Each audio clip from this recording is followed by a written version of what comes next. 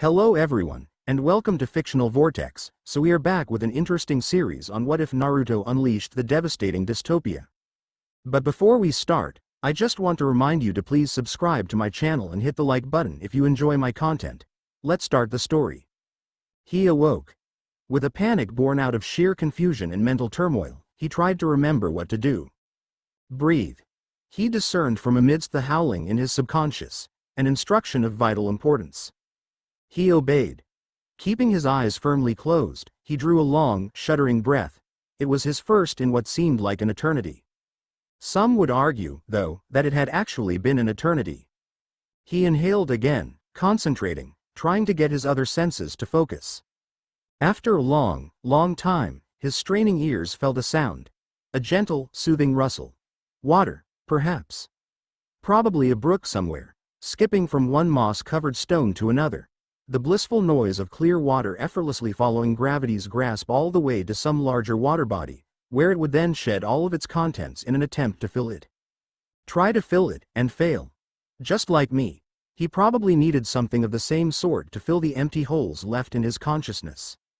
Focusing on the sound, he tried to use the consistent background noise to calm his raving mind. For some horrible reason, it wasn't working. He continued thinking random thoughts, leaving no room for the kind of mental stability he usually enjoyed. Among all the turmoil, he forced himself into a sitting position. Feeling about with his shaking, hesitant fingers, he was pleasantly surprised. He was sitting on some undergrowth, which meant a forest towered above him. He kept his eyes closed. He did not need any more input from that sense at this point. It was way too much to handle, but his overworked mind was now starting to cope. The raging torrent of thoughts started to ebb. His mind started becoming his again, not his. He chose to avoid using the little space left in his brain for rational thought to think of him. Instead, he reflected on his distant, almost foggy past. He remembered his family. He remembered the fateful day, the one thing still crystal clear in his mind. He remembered his ecstasy on that day, the feeling of pride. He conjugated all of the foggy remains into a whole, and reflected on it. He made a mental note. For all future purposes, this was going to be his new self. His sense of self, rather, which he'd given up on that horrible day.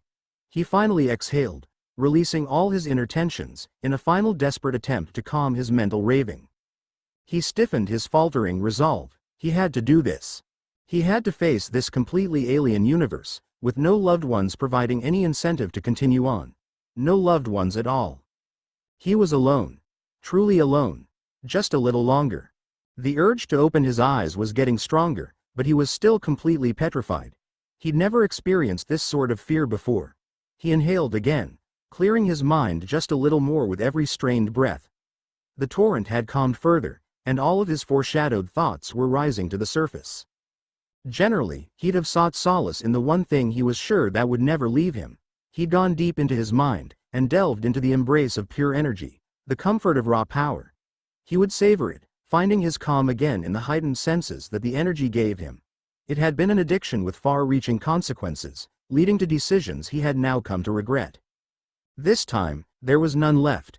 Not even the tiniest drop remained of his previously near-infinite supply. He'd foregone it as part of the deal with him. He was totally alone, in a completely alien universe, with no energy. He was definitely at the worst part of his life. Even in his near-suicidal state, he chuckled to himself. What was life? What was the concept of this life? The line that divided any experience from being part of a life, and just being a natural phenomenon? He had no idea anymore. Even as these thoughts swirled chaotically in the jumbled mess he now referred to as his new mind, an important question was silently rising to the surface of his consciousness. It came up like a bubble through a highly viscous fluid, very slowly. And, as suddenly as it had appeared, it broke the surface. He opened his eyes. Where am I? Where am I? Son Goku looked around, and saw exactly what he was expecting. A blurred mess. He blinked a few times, and shook his head, trying to get his eyesight to clear. That helped a little, and things were now coming into focus. He could now discern a small palette of colors, but it still seemed like a confusing heap of green all piled into his field of vision. Grass, or leaves maybe. He reasoned. He waited a while. Just staring into infinity, trying to gather as much light as possible. It felt like he was a blind man having just regained use of that vital sense. And gradually, things resolved themselves. He began to notice shapes and outlines, and familiar objects began coming into view. He was in a forest, as he'd guessed. Quite the large one, at that. The trees seemed to stretch out till the horizon, or whatever part of it was still visible through them. The chirping of the multitude of birds in the vicinity seemed heavenly in comparison to the ordeal he had just experienced. The new flood of sensory information sent in by Goku's eyes had done the trick. It had washed away the last straggling shreds of insanity from his mind. His thoughts were clear now, finally. He stared out into the wilderness for a long while. Naturally, after a certain amount of time had passed, he began to wander. A little curiosity seeped in, stirring his deadened brain into action. He looked down onto himself. What he saw surprised his laconic mind, pleasantly so. I'm still a kid. Amazing as it may be, Son Goku had not changed at all since that day. Not one bit. He had reconstructed his perfect form, tail and all, with the perfect size and proportions of a 13-year-old boy. He was even wearing the same blue GI and ochre trousers. Probably a parting gift from that bitch of a dragon. Very gently, almost gingerly, he tried to move a finger. It lifted exactly as much as he thought it would. Apparently, he still remembered basic motor functions then. He slowly recalled the various nerve impulses required for standing. Moving the feet here, contracting the quadriceps here, slowly transferring weight to his legs, and there. This were all new experiences to him, as if he were a baby. If one hadn't had a physical body for so long, there was no way one could remember this standing up. Even remembering to breathe should have been a challenge. But Son Goku stood up. Managing his knee joints, he tried to take a step forward. Fold at the hips, extend the knee, place foot on the ground, repeat with other foot.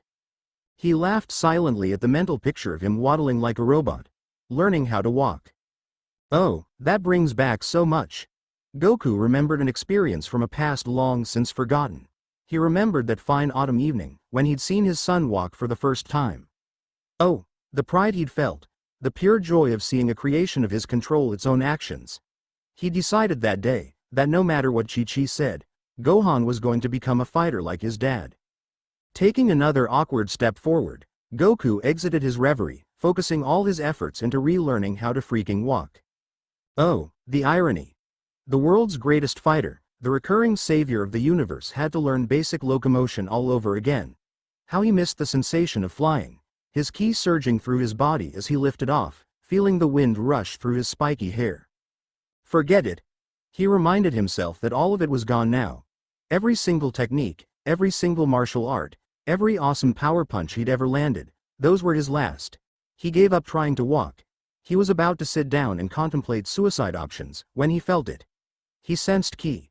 Somewhere, far away, probably in the forest, he sensed a minuscule speck of what was definitely ki. Holy crap. Does this mean that even my ki will regenerate like it did before? Relief crashed through Goku's beleaguered mind, calming his body, soothing his mind, relubricating his mental passageways. Perhaps there was hope for him after all. Out of sheer excitement, he rose to his feet and did a cartwheel, completely forgetting the fact that he had been struggling to walk just a freaking minute ago. Then, as suddenly as the euphoria had come, it receded. Once again, waves of depression threatened his sanity, as he reasoned it out. There was no way his ki was regenerating, not after that incident. Also adding in the fact that he was still alone, and that this universe was completely foreign, he nearly curled up into a fetal ball and cried. Nearly. For as he was lying onto the soft grass, ready to weep till he died, depressed, bereft of loved ones, he felt it. It was the minutest of feelings, almost non-existent. A tiny pinprick in the back of his mind. A tiny pinprick of ki. All the ecstasy came flooding out again, and Son Goku finally began to feel like himself again. What does this extreme moodiness say about my psyche, I wonder? Jumping up, he closed his eyes and concentrated. There it was. It was definitely there. It was like an atom in the emptiness the size of an entire galaxy, but Goku knew it would fill up, as long as he gave it enough time. He wouldn't be able to perform even the least powerful of his moves with it for another few years, but after that, the exponential growth really would kick in. He reasoned he was going to reach full fighting strength in approximately 15 to 16 years from then. A decade and a half. Not too bad, not bad at all. Probably a mere blink of an eye, for all I've seen. Reassured by these revelations, he now searched for the other trickle of ki. Honing his senses, he concentrated, trying to locate a definite direction. His own energy level was way too weak to figure out the distance to the target, but he could vaguely tell that it was roughly east of him. He took a confident step forward, and another, and broke into a run. A full sprint, using as much muscle strength as was consciously possible. A strong tailwind started blowing in the meantime, flooding his GI with a burst of air. It felt like the universe wanted him to start all over. My adventure begins, again. After an hour of crawling, hacking, pushing, jumping and running, he reached his destination. He saw God rays filter in through the canopy above, signifying that there was a clearing above that let light in. The key source lay just ahead, through that bush. He rushed into the bush, and was about to make a dramatic entry, when his reason found him. What if this guy's hostile? I have no strength to face anyone right now. Sure, I'm walking again and all, but I'm definitely very weak. Goku peered out through the thicket. The source was very close now, and Goku knew that any movement would be detected. He held his breath, and tried to get a closer look at Rasengan. The tree right next to him exploded. Sheer instinct drove him out of the bush and into the clearing, and he immediately assumed the fighting stance learned from Master Roshi all those years ago. He involuntarily let out a blood-curdling yell, as anyone in his situation would have. Probably not. As soon as he heard what his scream sounded like, he regretted ever emitting it. 13-year-old boys' vocal cords aren't suited to scream like a man. The resulting nails on blackboard screech was responsible for the eventual halving of the bird population in the forest of Konoha. Konoha shinobi still swear that the white-tailed coathanger bird is still there in the forest, but I highly doubt it. Goku stopped his scream abruptly, choosing to gape at the man in front of him. At first, he only noticed the bottle-green flak jacket and the sharp weapons around the torso. As his eyes traveled up towards the face, he lingered for a while, taking in the depth of the startling blue eyes that stared right into him. His gaze traveled further upwards, and saw the headband with the weird forehead plate on it. Some leaf-like emblem, no doubt. Finally, they reached their final object of scrutiny, and stopped dead. Goku's blood ran cold.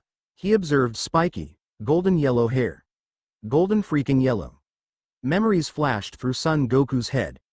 Memories of fights long finished, villains long terminated, and he remembered the method of termination. The recollection was a bit too much to handle silently. The old yet young Saiyan let slip a rare expletive. Fuck. Rasengan. Namikaze Minato watched the ball of chakra as it scoured the tree. At first, it decimated the outer bark, emulating a rapid sequence of rotating blades sawing at the wood. But as the randomly spinning inner sphere hit the tree a second later, the tree seemed to melt and reshape itself to accommodate the intrusion, similar to a ball being pushed into liquid butter. The factor responsible for this was the subtle, random cutting motion of each chakra particle. When viewed with the naked eye, they were too random to be seen separately, and they just sort of melded into a visual image that resembled something melting and reshaping itself. This was what gave the Rasengan its crazy destructive power. Minato watched as the sphere effortlessly passed through the first tree, reducing to half its original size in the process. Power did have its limits after all. It flew on to another tree right ahead, but the bulk of its energy had already been spent. It fizzled away with a mild explosion that scarred the trunk with a characteristic spiral shape. Minato smiled. Now that was definitely an improvement. His first successful Rasengan had barely managed to go through half of one tree before fading out to nothing. Also, he noted, he had enough chakra left over for another one. This was the first time that he had the chance to do two in a day. He thought for a while, reflecting on the pros and cons of trying a second time in one day. Cons. Oh, so many cons. There was the fact that all his chakra would be spent, leaving him nearly defenseless, armed with only taijutsu. Hand-to-hand combat wasn't going to be enough to beat the Kumogakure, Iwagakure and Sanagakure shinobi in the case of an enemy attack. These were getting far too common these days. The post-war tension between the great countries meant that patrolling teams of Chunins could be encountered anywhere. He noticed a rustling in the bushes to his right. Found you, Minato thought. Found you, Jiraiya-sensei, for the 18-year-old Jonin knew that Jiraiya-sensei hid and watched his pupils practice. Jiraiya knew that Minato knew, and Minato knew that Jiraiya knew that he knew. It kinda defeated the purpose of hiding in the first place, but both ignored it and pretended that they knew nothing. It was just one of their little routines. Jiraiya's presence cleared the dilemma. Even if he used up all his chakra, the perverted sage would be there if anybody attacked. He readied himself for Rasengan number 2. He took a large breath and gathered his chakra. He held his forearm parallel to the ground, and kept his palm facing upward. He curled his fingers ever so slightly, as if he were holding a large imaginary sphere. Focusing, he began to release chakra from his palm into the space above it. Using sheer willpower, he forced every particle of chakra to rotate in a random direction. As the spinning particles began rotating over his palm, Minato brought them all together, as tightly as he could. The space above his palm started glowing, and a tiny blue ball formed at the center of the ambient light. He concentrated further, and pumped even more chakra into the hand. Gradually, the ball grew in size. His palm started shaking, and the veins in his wrist pulsed due to sheer effort. He fought it and held on till the ball grew too large to control. In an instant, he decided to give his sensei a shock. Using the rest of his fingers to maintain the chakra, he drew his index finger in and punctured the smooth surface of the Rasengan. This caused it to burst like a filled balloon, chakra explosively escaping in all directions. Before this happened, he shoved his palm into a tree next to the bush Jiraiya was hiding in. Rasengan. Boom. The tree disintegrated. Minato jumped back, expecting his perverted mentor to jump out, white hair singed by the Rasengan's explosion. The person who screamed like a girl and ran out was definitely not Jiraiya. Who is this weirdo? The newcomer had a dementedly spiked hairstyle, the sort worn by those upstart Panku Raku bands that were starting to gain popularity. It looked as if he'd received a large shock due to the sudden explosion of Rasengan. Or was there a slight lightning element to it? Worth experimenting over, Minato mused. Wait, one problem at a time. He remembered that he was facing a total stranger. He observed the boy in detail. His hair wasn't the only crazy part. He was wearing a light blue training GI, the type that samurais wore while in the Iron Country. Adding to the contrast were a pair of ochre yellow trousers, a white belt and black shoes. What weird fetishes do kids have these days? Sheesh. Minato noticed the bulging neck and torso muscles. The boy was in a taijutsu pose, ready to fight. The expression on the boy's face gave away experience, and the gravity in the deep black eyes told Minato that this was no ordinary kid. He had the expressions, stance and silent grace of a master assassin, but he carried no weapons. I must be careful, thought Minato. He probably got exposed due to my Rasengan. Anyway, I need to confirm whether he's hostile. Minato, too, dropped into a basic taijutsu pose. If the boy was unarmed, it was only fair that Minato followed suit. Also, he could sense no chakra emanating from the boy, none whatsoever. Probably like that new rookie I've been hearing about, some guy called Maida guy, back home. But a taijutsu assassin? Highly unlikely. What do you want? Minato finally broke the silence. The boy's face showed genuine surprise, and his eyes took on a distant look. Clearly, a simple question such as this one didn't need a normal person to think this much. Nothing, he replied, returning to reality. Suddenly, he noticed Minato's fighting pose, and his face broke into a smile. Actually, I wouldn't mind a little sparring match. The Jonin's mind whirred, trying to comprehend the perfectly mixed signals the boy was giving out. His voice was reassuring, innocent and honest, but his words and fighting stance completely opposed it. Minato shook his head in an attempt to dispel whatever was confusing the hell out of him. This must be some new genjutsu I've never seen before. The moment was nigh. Minato had to choose to either respond to the challenge in his words and stance, or decline it and place faith in his peaceful voice. Fine. If it's a sparring match he wants, that's what he'll get. Apologies for the cliché. Minato charge. Goku's consternation lasted for a second, before his reflexes took over. He dropped his center of gravity by taking his weight on his thigh muscles, observing his opponent carefully. The yellow dude's charge had quite the swaying, tilting motion, similar to a leaf gently falling on a lazy autumn afternoon.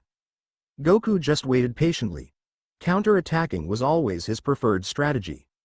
There was a sudden shift in the most recent step. His opponent was going to test him, it seemed. Goku observed his left knee bend, bearing the weight of his entire body, as he used centripetal force to swing his foot around to deliver the deadly roundhouse kick. Pretty standard attack pattern from there. That roundhouse will be followed by a quick drop to his haunches, then a rising jaw punch. I would be unconscious before I even landed on the ground. He would then carry or drag me to whatever warlord he serves. So not happening. As his opponent's weight shifted onto his left leg, Goku raised his palm, aiming at the knee. A key shot to the fulcrum of the move would leave him wide open, and Goku would not miss that chance for the world. He poised himself. Timing was everything. There. 1, 2. Wait a minute. Shit. Goku gave himself a bitch slap inside his mind as he dropped to his knees to dodge the kick. Only martial arts from now on for a few years, idiot. Still, better I remembered late than never, I guess. Goku looked upwards at the leg passing through the space where his head should have been. He found another opening, and pounced on it immediately. Rising up, he caught his opponent's ankle with both hands, immobilizing him. Now, he was at Goku's mercy. Apparently not. The yellow-haired man was expecting this. He kicked off his lower bent knee, and rose up in a vertical circle. As soon as he reached the top of his circular trajectory, he steepled his fingers and bent his back. This would cause him to spin faster, and the fingers held in front of him would crash into a vertebra, decimating it. Quite the athletic move, that. Who said you could do that? Goku savagely pulled forward with both arms, pulling his opponent forward in the same arc, in an attempt to play whack-a-mole with a yellow-haired hammer. Sadly, his opponent was prepared for that as well. Using his shoulders and triceps, he absorbed the force of impact, as if doing a push-up in fast forward. Then, using his leg muscles, he bent his knees, throwing Goku into the air. This left Goku in a rather dismal situation. The Saiyan was left with no leverage, no maneuverability, and most importantly, no ki. This won't end well, thought Goku, and smiled. Just perfect. After throwing the boy into the air, Minato rolled forward, and sprung out of the roll into a flat-out sprint. It was an evasive move he'd used countless times. This time, though, its purpose was not evasive, far from it. It was timing. Ignoring the pain in his ankle, he jumped right onto the trunk of a tree. Using the minuscule chakra he had regained over the last minute and a half, he pushed off the tree, backwards and up. He flew in a graceful projectile arc, gathering his legs in, pulling them right to his chest using his arms. He was like a coiled spring, ready to release its energy in one explosive moment. He flew on, holding his attack in check until he reached the airspace above his still rising enemy. At that precise moment, Minato released. The kick was timed to perfection. It delivered all its momentum into the small of the boy's back. The rest of his body bent upward as it struggled to react to the attack in so short a time. Then came the inevitable fall and the loud crash, as his opponent created a body-shaped crater in the ground. Minato spun in the air, and landed a few inches from the body of his fallen opponent. He couldn't help but admire the boy's speed, intuition and ferocity. Although fairly easy, the counter to that roundhouse kick wasn't taught until late in Chunin exam prep. God only knew why the curriculum was so screwed up. This boy looked barely old enough to become a genin, and yet, Minato couldn't place an age to match him. The wisdom in his eyes and his skill were obvious contradictions to his childlike proportions. He is definitely older than he looks. Is that some rejuvenation technique? Some forbidden ninjutsu? He massaged his sore ankles. The boy's grip had left red welts on his skin. There was definitely going to be some bad bruising. He gave himself a quick physical, and bent down to examine the boy. He felt the kid's limp body stiffen under his touch, and quickly drew his hand back. Is he planning some sort of counter? But no. He should be unconscious by now. He took a quick glance at the kid's face, just to check. What the heck? The boy had a smile on his face. The crinkled eyebrows and firmly shut eyelids proved that he was in a lot of pain, but he was smiling. It wasn't the resigned smile of the defeated. It wasn't a psychotic grin, like the one he'd seen on an Iwagakure shinobi who had violently pulled off a kamikaze move in the middle of a raging battle. Surprisingly, it was just a smile, ever so pure and innocent. Kami only knew that those were becoming rarer, what with the Second Shinobi War ravaging the peace of mind of the populace of the village, and the current preparations for the Third War and all. The smile removed any doubts Minato had. This was no ordinary kid, neither was he an assassin. He hadn't been sent here to sow discord, or pass on intel. He was just some random innocent kid who had happened to be wandering at the exact spot Minato had chosen to train that day. It was a long stretch to expect that anyone in the village would even give this shitty story a second thought before chucking him out on grounds of mental instability. That was by far the least likely scenario, but it wasn't called least likely just like that. If shit like this never happened, it would have been more appropriately named not likely. Just to be sure, Minato turned the boy around and started a full body search. Never hurts to be too careful. Don't bother. Minato's hands froze. Even after an attack of that level, he'd maintained consciousness. The boy was getting more and more impressive by the minute. I have nothing on me, except the clothes I'm wearing, the boy continued. Something in the tone of the boy's voice made Minato want to believe him. He stopped checking and looked at the boy's face. Again, nothing but freaking sincerity. A microsecond of dilemma later, Minato sighed. All right. I'll stop. What's your name? Son Goku, he replied. What's yours? Again, the Jonin hesitated. In times like this, carelessly giving away one's identity had serious consequences. Especially here, in a random forest away from home, friends and family. Minato still hadn't forgotten his mistake from just a few minutes ago. Jiraiya-sensei, seriously? Didn't he just leave on a damn mission 2 days ago? Well? Goku repeated the question. Minato looked deeply into his eyes, searching for an answer to his question. He found it. Under the deep mask of resignation, wisdom and experience, Goku's curiosity still shone brightly. Looks like he just wants to know for the sake of it. Well, then. Namikaze Minato, placing his trust in the boy, he mentally prepared himself for all kinds of betrayal scenarios, but his inner optimist kept spouting nonsense like, it'll all end well, I'm sure. That made him stop overthinking the scene and talk to the kid. How old are you? Minato asked. 13, I suppose. Goku seemed a little confused. He'd seen it happen with abandoned children. They rarely cared enough to count birthdays. Where did you learn taijutsu? Minato ventured further. The look of confusion deepened. What's taijutsu? Minato was surprised. That fighting stance and that counter were textbook taijutsu. He doesn't know his own fighting technique. He repeated the question out loud. I learned my martial arts from my master, the turtle hermit, Master Roshi, the boy said. The Jonin had never heard of this Roshi dude before. He knew, however, that asking Goku for details wasn't going to enlighten him any further. He was from some obscure part of the continent, and had learned advanced fighting moves from some random hermit. Not details that were even remotely important right now. Minato needed to find out this guy's background. Something which would help him decide whether he was a threat or not. He doesn't look like a threat at all, though. Moving on, Minato queried, where are you from? The frown of confusion turned into one of discomfort. He looked away, and reluctantly answered, I come from far away. I was dropped here. It was like he didn't want to think about it. It appeared as if the very thought of his past made his soul cringe with pain. He might just have suffered some extreme trauma to not want to think about it.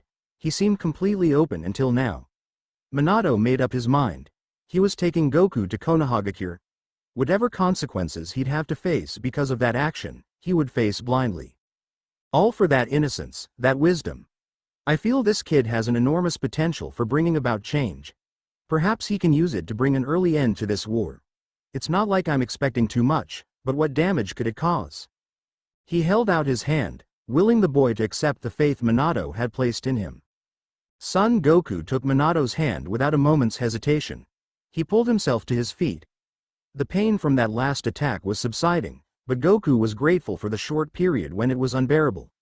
The feeling of helplessness, the ecstasy of having a real sensation in a long time was quite the addictive thing.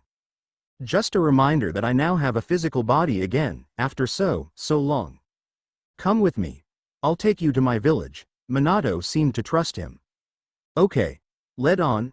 Goku couldn't help the eagerness that had crept into his voice in the last few syllables. He was finally going somewhere important. Having a sense of direction in his life after eons of aimless wandering flooded his brain with endorphins. This was translated into a sort of happy, tingling feeling, like he'd just taken the wrong glass of juice during Gohan's birthday party. As he led Goku through the forest, Minato asked him, since you're so good at fighting, you must have heard of chakra, right? Again, Goku was stymied. What is chakra? His new friend stopped, surprised for what had to be the 1000th time in the day. Here. It would be easier to just show you. He held out his hand. He created a tiny key ball. This is chakra. Goku caught on immediately. So, chakra is key energy. So that's what it's called in this world. Is key energy what you call chakra back home? Yeah. Can you use it? Minato had rounded back on him, clearly interested. I wish. A small wave of depression washed over the Saiyan. I could use it before, until I used all of it, getting out of where I was. He felt sad that he couldn't explain himself better, but he wasn't ready to think about it yet. Forget telling someone else. It still is far too soon to be thinking about it. Minato patted him on the shoulder, attempting what looked like a comforting gesture.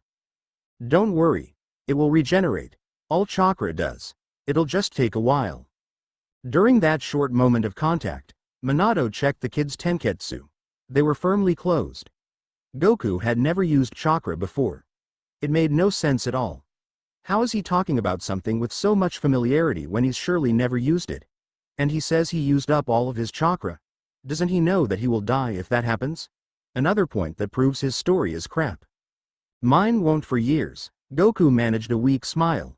It'll be a decade before I'm strong enough to do anything. I guess I'm stuck with martial arts for now. Minato stopped him. You're decent. Really decent. I've seen your technique. You almost had me. There. How about this?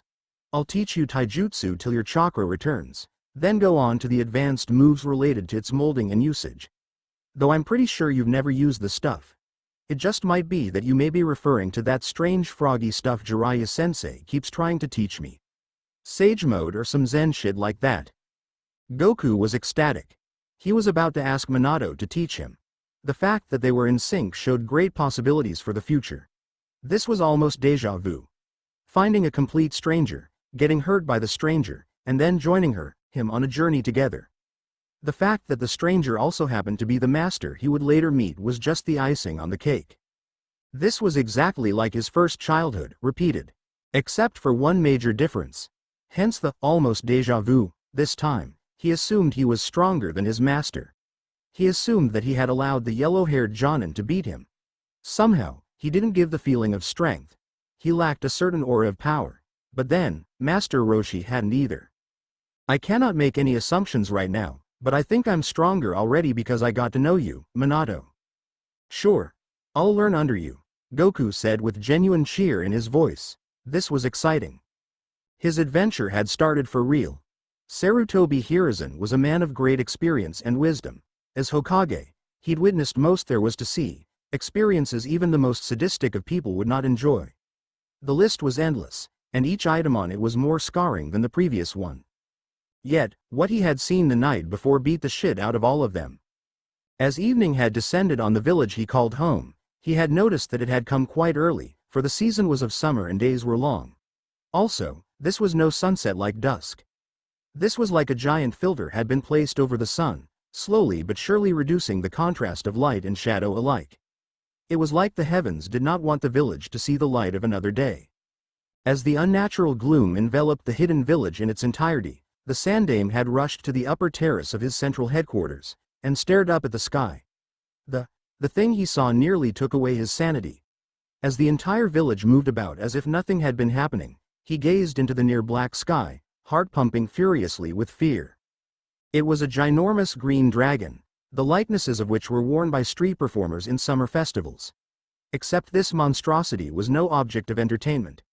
Every aspect of its massive being exuded a menace that had frozen his blood to ice. Its emerald scales gave off an alien aura, making it glow in the dark like a child's toy. Its arms were small compared to its near infinite length, but when taken by themselves, they were deadly as hell. Sharp, gleaming talons adorned its fingers, and the bulging muscles in the forearms made it look like it was ready to kill in an instant. These altogether could not match the eyes, which were in a league of their own. Shining bright crimson, they were stern, rather than intimidating, but were scary as hell. Its short mane seemed to sway in some unknown wind, and its mouth was moving. It seemed to be talking to someone, but Hiruzen could not figure out whom. Then, as suddenly as it had appeared, it left, spinning slowly, and vanishing into an invisible hole in between the scattered clouds. The darkness lifted, revealing a full moon. The edges of the carved images of the three greatest men in Konoha glowed in the pale light. Hiruzen broke out of his consternation, and first gazed down at his people. Their safety was the major priority, as was typical for any decent leader, including the illustrious Hokage. No one had even seemed to notice the abomination that had covered the now lilac sky. They went about their usual routine, completely unaware of what had happened right above their heads. Hiruzen released a breath he didn't know he had been holding. A silent figure materialized next to him, all of a sudden. The effect was like the man had been there all along. The Hokage blinked. It was like the bandaged man had simply come into existence next to him. Danzo. The man had probably used his Izanagi to rewind and see the spectacle for himself. You saw it as well, huh? But of course. I know you do not just come upstairs to admire the twilight when you have pressing matters to attend to. It had to be important. Hiruzen didn't even try to pretend to be indignant about the violation of his privacy. The root, the part of the Anbu Danzo controlled, was everywhere. It would be a thing of great shame if he didn't know. As they both looked up into the heavens, they couldn't help but wonder. What was that all about? Namikaze Minato was bamboozled, confused, lost, mindfucked. This kid was impossible to figure out. He'd used every single trick he'd known, even plagiarizing some useless shit from that retarded shinobi detective novel series. Retarded it may be, but he was a great fan, especially of the extremely astute Shiroraku-kun. But he had deduced absolutely nothing important about Goku except his name. And a whole bunch of other crap. Although, in this crazy kid's case, even Shiroraku would have had a nightmare of a time. "Whoa, I'm hungry," was the first thing he'd said since their trek back to Konoha had started. "Interesting. Let's use standard interrogation technique, figure something out. A new ramen store just opened up in my village. Ichiraku's or something, I really don't know. You like ramen?" His eyes had already whipped to Minato's face at the first mention of ramen.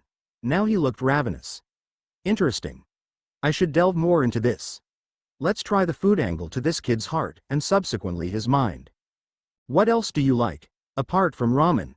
He seemed to have a list already prepared in his mind. "I love onigiri, miso soup, fried fish, sukiyaki, beef hot pot, chicken." "Okay. I get it. You love food?" All the dishes he mentioned were a predominant part of the cuisine of the Fire Country. He had narrowed it down. Jiraiya's sensei would have been proud to see his skills. Maybe he could get his first A-rank espionage mission after this. "Minato?" Goku was looking at him, a slightly worried expression on his face. "Crap. I must have spaced out. Concentrate, Minato. Remember, focus is what makes a great detective." Sorry. So, which part of the Fire Country are you from?" "Fuck." Minato swore internally. That was far too direct. He'll definitely catch my drift now. The worry on Goku's face changed to confusion. "Fire Country? I've never heard of any place like that." "A villager then," Minato reasoned. "Isolated enough to not know the political area he was in. It is possible, what with the forests around here." But the boy's eagerness to travel, and the ease with which he was navigating the terrain, heading towards the general direction Minato had set, showed that he'd been places before. Faraway places, probably hundreds of miles apart. He had the same dexterity that Gururisu-san had in the Shinobi vs. Wild series, and quite the same aptitude for survival. Maybe he's an explorer? Minato wondered, then shook his head. No, he's way too young for that. Let's try a different approach." "You seem to be pretty experienced in getting around," Minato said, arriving at the main point. "What places have you visited?" I've gone around the world," he replied, beaming brightly. "I've seen Kami's Lookout, Korin's Tower, Papaya Island, West City, Mount Paozu, and a bunch of other places." Minato was lost. He'd never heard of even one of these so-called famous places that Goku was talking about, even after recently topping his geography finals in the Jonin written examinations. Kushina had helped him, just a little, though. Placing a sheet with all the answers right in the blind spot between the two invigilators' lines of sight, then simply transforming into a sexy, erotic distraction outside the classroom window, at just the right time for him to copy down the entire geography paper in plain sight. Oh, Kushina, that angel was the love of his life. He was going to ask her to marry him, Once this blasted tension or whatever was going on between the 5 great nations had calmed down a little, he knew what her answer was going to be, though. First a little blush, just a tinge of red, then a moment of thought. Probably ending in a soft yes. A tight hug, and maybe, just maybe a passionate "Why are you spaced out again, Minato?" Goku had reluctantly stopped again, clutching his stomach. Minato went as red as Kushina's hair. Jiraiya-sensei would probably disown me if he got to know about this. Distraction wasn't helping his investigation. Add in the almost nonsensical answers Goku gave to all further questions, it was no wonder the Jonin wanted to just lie down and curl up into a sad, fetal ball, and weep large, warm tears. He ceased all further attempts to deduce some answers from Goku and just focused on walking back to his home village. Goku seemed to have gotten over his worry for Minato. He seemed to be enjoying every moment that he was spending, staring at everything, ears pricking at every twig crunching under his feet, every small stream that bubbled as they walked past it, every bird as it sang its happy ballad, serenading the entire universe with its mellifluous voice and such. And before either knew it, the forest began thinning out, and clearings became visible through the dwindling trees. The wall of the village was close, just minutes away. Minato sighed, and cleared his mind of all the conflicting shit Goku had piled onto him. Everything shall be revealed. If patience is what is required to achieve such a goal, I shall gladly wait. Goku, you are one interesting guy. As they entered the gate, they were frisked thoroughly. The Hokage was taking no chances. With the threat of a sudden aggressive move from one of the other villages looming over their heads, they could no longer risk any mistakes. Goku seemed fine with the procedure. He honestly held up his arms when asked without hesitation. Looks like he actually has nothing to hide except his past. Minato was definitely going to coax it out of him, he just had to know. As they walked through the village, Goku again seemed lost in his own world, gathering in all the sights the beautiful Konohagakure had to offer. Looking at every building, every structure with awe and innocence, he really seemed like a child. But the still lingering gravity in the depths of his eyes suggested that the behavior had an undertone of caution, as if anything could happen to him at the moment. All right. Now that you've got a look, what say we get a bite to eat? Goku exited his reverie at the speed of light, now staring at Minato with the gaze of an expectant puppy. Minato sighed at the hungry simpleton, and led him to the market district. As they approached the main market street, Minato noticed that Ichiraku's was just opening for lunch. Goku sprinted and ducked under the awning. As much ramen you can possibly make, old man. The smile on his face said it all. Minato couldn't help a grin himself. My treat, Goku. 3 words he would soon come to regret.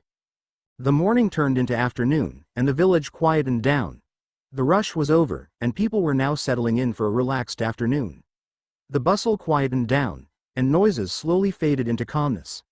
All noise except the constant slurping, clacking and occasional burps of a kid impossibly finishing off the last of Ichiraku's entire weekly stock of ramen supplies. Mouths hanging down till the ground, Minato and Ichiraku were now visibly nauseous. A small crowd had gathered around when Goku had started on his 20th bowl, but had dispersed 15 minutes, hands over mouths bulging with puke. It was interesting to watch at first. Watching such a small kid demolish extra-large servings of hot noodles and soup was certainly interesting. Then, as you began to realize that the kid might just explode from the food in his stomach, he would lick his fingers and ask for one more, with just as much gusto as the previous bowl. One more, please. How many times had that been said in the last 2 or 3 hours? This time, the restaurant owner had no more. Struggling, he said, that's all I have, boy. Turning to the yellow-haired Jonin next to the counter, he passed over a slip. That's the bill. It was a thick roll of paper. Minato gulped audibly. Is that the list of what he ate? He asked nervously. He had 20,000 yen kept aside as savings, and maybe that could cover the costs. No, dude. There is but one number on that roll. The total. His stern, solemn expression was back on now, clearly expecting payment in full. As Minato unrolled the scroll-like bill, the digits seemed to jump off the page and dance around his field of vision. Forget 5 or even 6-figure sums. This had 18 zeros at the end, and God knows how many 9s before that. Run. There was a Minato-shaped dust cloud right where his body was a second ago. Goku turned and saw him leave, then followed suit, Ichiraku didn't care to follow.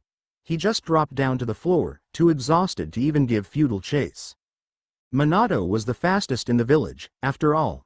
The Jonin sprinted to the nearest telephone pole, and used a simple alternating jump step between it and a nearby fence to climb up. Jumping off the top, he landed on the roof, and rushed across it. Hopping from rooftop to rooftop, he was a fair distance away when he realized the mess he'd placed Goku in. He slowed and was about to turn around when something crashed into him from behind, and they both toppled over. A second of acceleration later, they hit the ground. It wasn't a soft landing. Gravity, thou art but a heartless bitch. Minato groaned. Shifting, he turned to look at the thing that had hit him. Goku was standing there, sheepishly grinning. Sorry, Minato, I didn't know you were going to stop so suddenly. Minato was impressed. He kept up with me. Maybe I don't need to start from the basics for him. I could just get to the main part and teach him chakra usage. It's your lucky day, Goku. Atop the headquarters, Hiruzen stood on the balcony, gazing intently at the yellow man and his strange companion. The sun now shone brightly over the village, and gave everything a vivid, vibrant appearance. He noticed the chemistry between the two, the instant sync. Together, they were destined for great things. One did not need to be a Hokage to see that. This fit excellently into the masterpiece of a plan he had made for his star student. The kid would play the role of a student much better than the 3 genin he was assigning Minato to. Still, it would be nice to see Minato overcome the hurdle of managing a 3-man cell with the added pressure of handling the one absolute rookie amongst them. This boy has something to do with the Green Dragon. I am sure of it. I will not force him to reveal anything. If he does become a threat, I will protect the village. For now, however, I shall give him the benefit of the doubt. He cast a silent gaze over to the tree line around the boy's position. The faint, almost non-existent change in the rustle of the leaves in a section of the tree was too subtle for even Jonin eyes at times, but Hiruzen had earned the title of Hokage out of sheer merit. Root. Hence Danzo has arrived at the same conclusion as I have. I pray he doesn't do something rash and unnecessary. Like confronting the kid head-on. Minato will not have the strength to defend him against a full-fledged Anbu root squad. He raised his hand. Almost immediately, a man in sleeveless armor appeared beside him, face covered with an expressionless mask. Kneeling, the man awaited Sarutobi's command. Summon Namikaze Minato and the accompanying child into my presence. Now, I wish to speak with them. The man knuckled his masked forehead and disappeared. The Hokage looked at the sprawling village again, and then ducked under the doorway to return to his chambers. I wish you well, my student. The unusual pair, now returned to ground level, were ambling along the many paths in the village. Goku skipped ahead, eyes closed, grinning maniacally. He's enthusiastic as well, huh? What more could a mentor want? Minato was feeling quite excited about the prospect of nurturing Goku's untapped potential as well. As for Goku, well, he wanted to just fly up and soar into the blue sky. He did a ballerina twirl, and landed gracefully and softly on the balls of his feet, quite like a cat. Looking back at his new sensei, he walked forward, and suddenly bumped into someone. He smelled lilac and a hint of jasmine in the air. As he turned his face around, long strands of black hair gently brushed his face, which made him urgent to see the mystery woman. He looked up into dark, bottomless eyes that seemed to soak up all his worries, calming and relaxing him all at the same time. The face that framed those beautiful eyes was just as breathtaking. The hair fell back in strands, surrounding her features in a way most women worked very hard to achieve. She was perfect. Sumimasen, she apologized, and slowly walked on. Goku almost turned to follow her with his eyes, but remembered his manners right then. His face was glowing red, and he felt shamed by the fact that he felt like this for someone besides Chi-Chi. I see Whittle Goku has a CWUSH. Minato broke the silence, after what seemed like an eternity of waiting. He had the same cheesy smile on his face that Krillin had when he'd first confessed his feelings for Chi-Chi to him. Sheesh. There's always that one creepy guy every single time, huh? Minato patted the young infatuated child on the back. I understand, brother.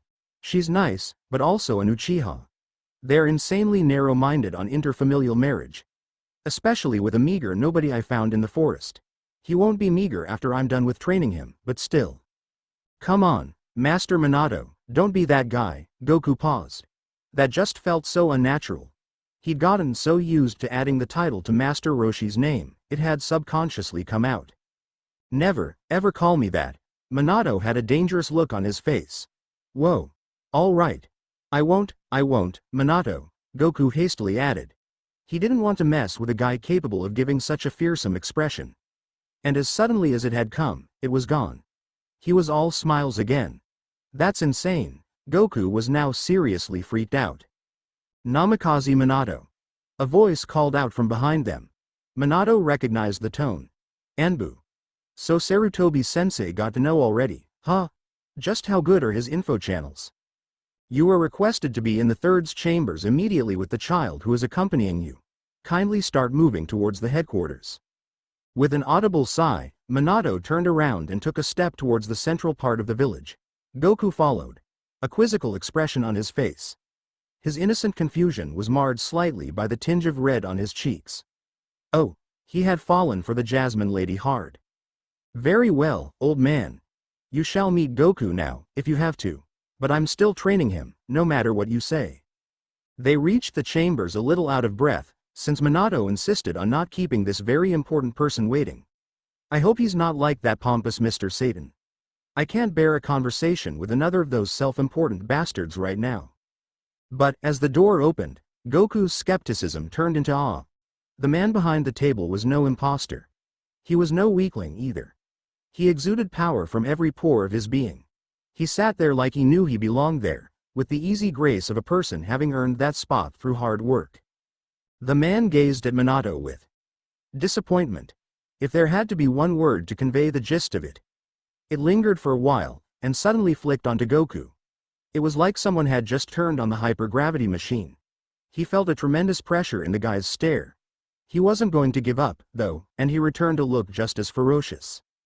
The man's eyebrows widened, but his stare never even wavered. As they continued their macho standoff, Goku was trying and failing to measure the depth of gratitude he felt towards him, to have dropped him off in the most interesting scenario ever. Thanks, Shenron. Early afternoon had set in. The heat was simmering inside the closed chambers, and the barely moving ceiling fan wasn't much help. Minato scratched his nose with a slightly damp finger. The staring match had gone from scary to okay to boring now. Neither was relenting. So, of course, being the meddlesome idiot that he was, he decided to break the ice. What did you call us in for, Sandaime-sama? Bad question. He knew he would regret that till he died. Sarutobi-sensei's glare swiveled over to him, outrage and anger and admonishment all bound together in one blood-curdling glance that could have ended the Second Great Shinobi War all on its own. A moment of silence followed, before the inevitable explosion. You have the audacity to ask me this question? You go gallivanting to who knows where during pre-war time, and I'm supposed to be okay with that? You are one of the most useless Jonins ever. Also, what was the rubbish you pulled off in that last mission? Minato tuned out the screaming. Hiruzen had a tendency to digress wildly in his lectures. How many times had a simple scolding over a mission gone slightly wrong ended up being a sentimental rant over the uselessness of today's youth? He kept concentrating on the actual words, searching for the actual topic of the conversation. And you bring in this random boy from the forest, and don't even come and report to me? How utterly irresponsible. I'm ashamed that you are my student. There we go, back on topic. I was hungry. Goku's shout drowned the last few words. Both master and student turned to look at him, argument suspended.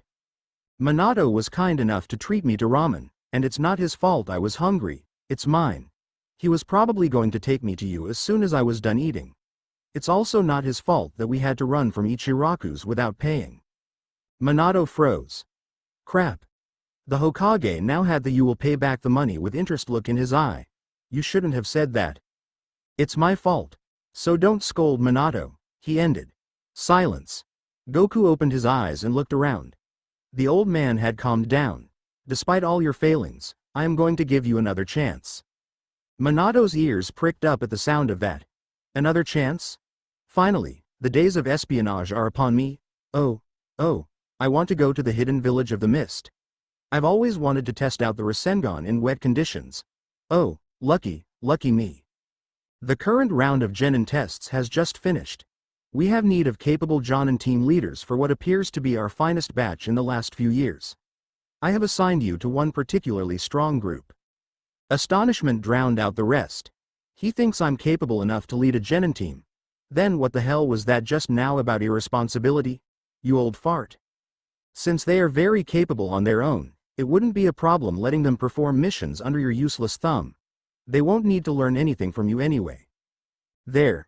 Now was that so hard? Fingers clenched, he just waded his way through the next few minutes of insults and lecturing, trying very hard not to burst out in anger. Also, fuck man, isn't he finished by now? Expletives were uncommon in his usual conversation, but this was a trying situation. This kid will be accompanying you on missions, training activities, and team meetings. Huh. That's weird. He doesn't even know who he is. Don't tell me. I was being observed with Goku since I entered the village. Minato was angry now. Fine. Give me your best. In the trial, I'll make sure I fail all 3 of your recruits. They will have to wait until next year to become even slightly used to the experience of me raping their asses. They'll never even set foot out of the academy training grounds for at least 6 months after I hand them each a resounding failed on their Genin qualification cards. They won't even have the nerve to ask me why. What is your name, child? The man had suddenly changed to a kinder, more amicable voice. Goku gave a start. Apparently Minato's scolding had come to a close. Son Goku, sir, he replied stiffly, standing at attention. This wasn't someone to be trifled with, not in their first encounter, at least. Where have you come from? That was the question Goku had been dreading. He couldn't say anything here without sounding suspicious to the old man. A faraway village, Your Honor, Goku hesitantly replied, changing the honorific. The man narrowed his eyes for a while, and then smiled. It was a nice smile, sincere and welcoming. Fine. I will not inquire further, until you wish to tell me more. You will call me the Hokage from now on, understood? Why yes, Your Excellency, Goku stuttered. He was giving him the innocent until proven guilty treatment. For that, he was grateful. Very well. As soon as I am able to think about it without going completely insane, you will be the first person I'll talk to. Very well. Minato. The first interaction with you team starts in a week. Use that time to prepare yourself. This will not be as easy as you might think. Being a Jonin team leader means providing an unbreakable brick wall of support to your juniors, leading by example to make these 3 the best ninjas in the village.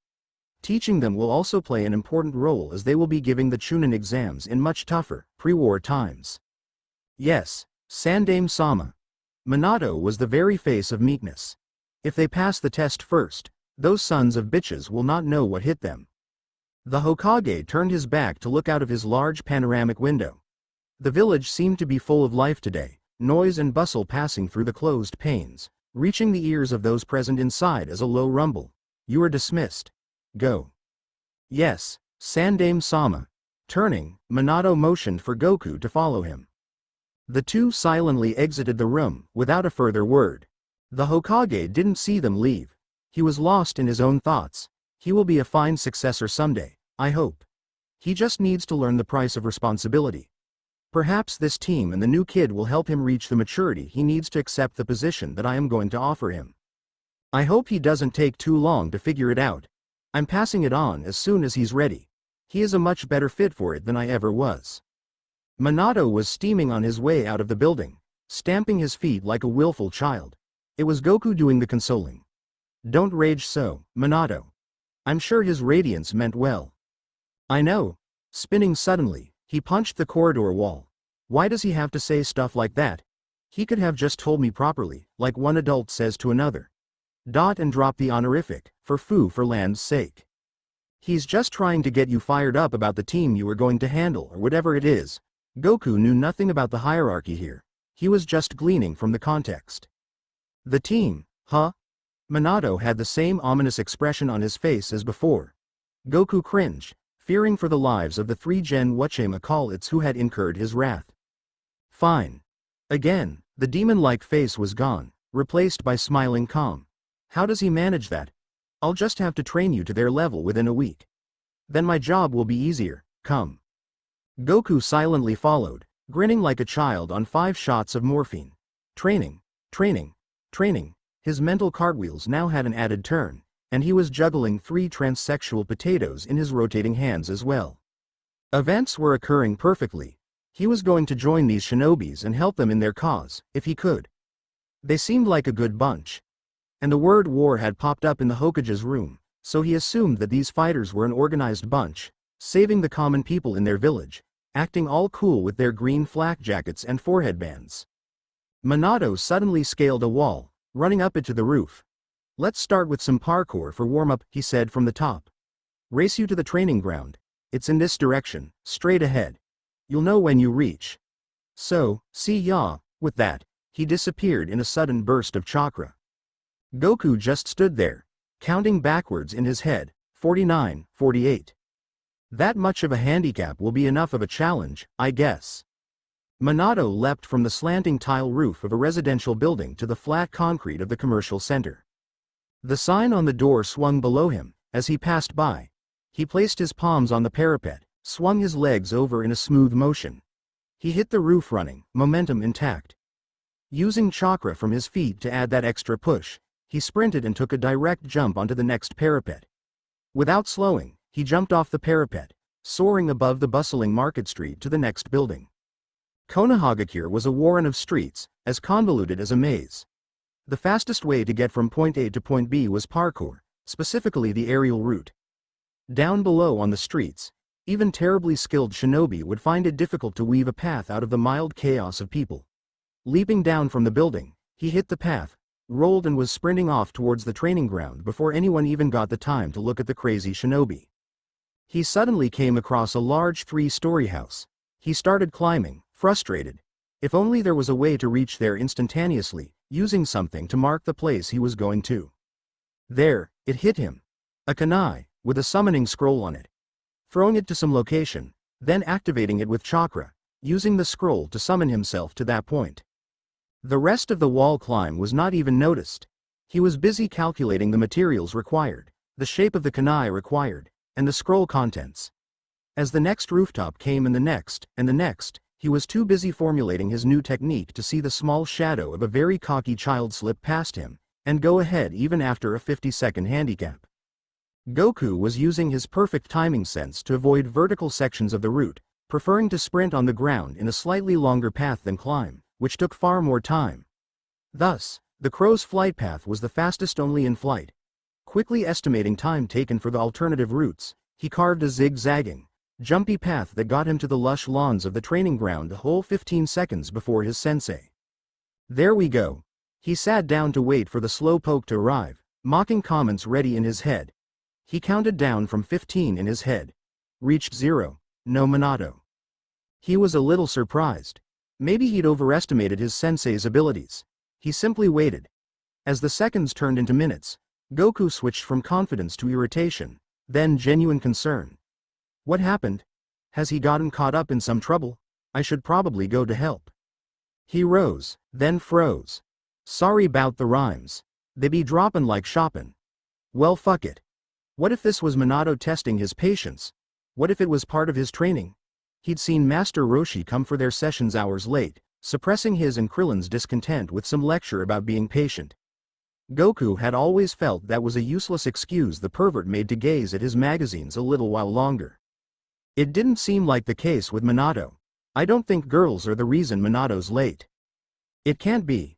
He seems like a decent, nice, hardworking and sincere person. He must have forgotten something, or must be teaching me a lesson in learning to wait. He sat back down, cross-legged, and closed his eyes, losing himself in the symphonies of the natural world around him. The sounds were just the thing he needed. It calmed him down, and as the exhaustion from the fight set in, he didn't even realize when he had fallen gently into a deep sleep. In his dreams, he concerto continued, like nature itself was performing solely for his pleasure. 4 large movements later, he felt a finger poke him in the face. He awoke, and saw Minato crouching in front of him, smiling embarrassedly. I'm really sorry I took so long. Goku merely closed his eyes and pretended not to care. Really sorry, man, Minato continued. There's someone I want you to meet, he pointed to his left. A really cute girl was standing right there. I shouldn't expect better from any of my teachers, should I? Face palming mentally, He tiredly raised his eyes and saw her eye to eye. "Hello. I'm Kushina." She seemed lively enough. She'd better not be like that crazy woman Marin that Krillin was into. "I'm Minato's girlfriend," she said, looking at the yellow-haired guy next to her with a mildly goofy expression before looking right back at the confused kid sitting on the lawn. "I met her on the way." Minato pushed through, despite the heat on his face. "She wanted to meet you, so I brought her here. She'll stay and watch us train, and—" Minato paused. Goku's eyes were sly slits, and he had a smug smirk on his face that just reeked of cheesiness. It shouted, "Minato-sensei has a girl FWEND," through its utter lack of sincerity. He blushed further, the color on his cheeks deepening to a shade just short of vermilion. The moment of embarrassment was over. Goku got up, brushed off his GI, and simply entered a fighting pose. It said, "I'm ready, come at me," through the tentativeness of the hands, the slight premeditative sway, the bend in the knees allowing free spontaneous movement in any direction. Minato left Kushina's side. Entering basic taijutsu position, he met the challenge head-on. This time, it was Goku who rushed into the offensive. Taken aback by the shift from the heavily defensive starting pose, Minato was a fraction of a second too late to react. Goku's spinning jump kick crashed into his raised forearm at the wrong point. Blocking is done by receiving the force of the opponent's attack through the muscular parts of your limbs, and matching his movement speed to further reduce its effect. By taking the momentum out of the hit, you reduce all the energy he spends in performing such an attack to shreds. This both psychologically and physically weakens your opponent. He then tries that much harder the next time. It doesn't matter, though. Now you have earned the edge, you can block his future attacks with just as much ease, and it will deflate him in no time. However, Minato was too late in raising his arm. His muscles weren't prepared for impact at that point.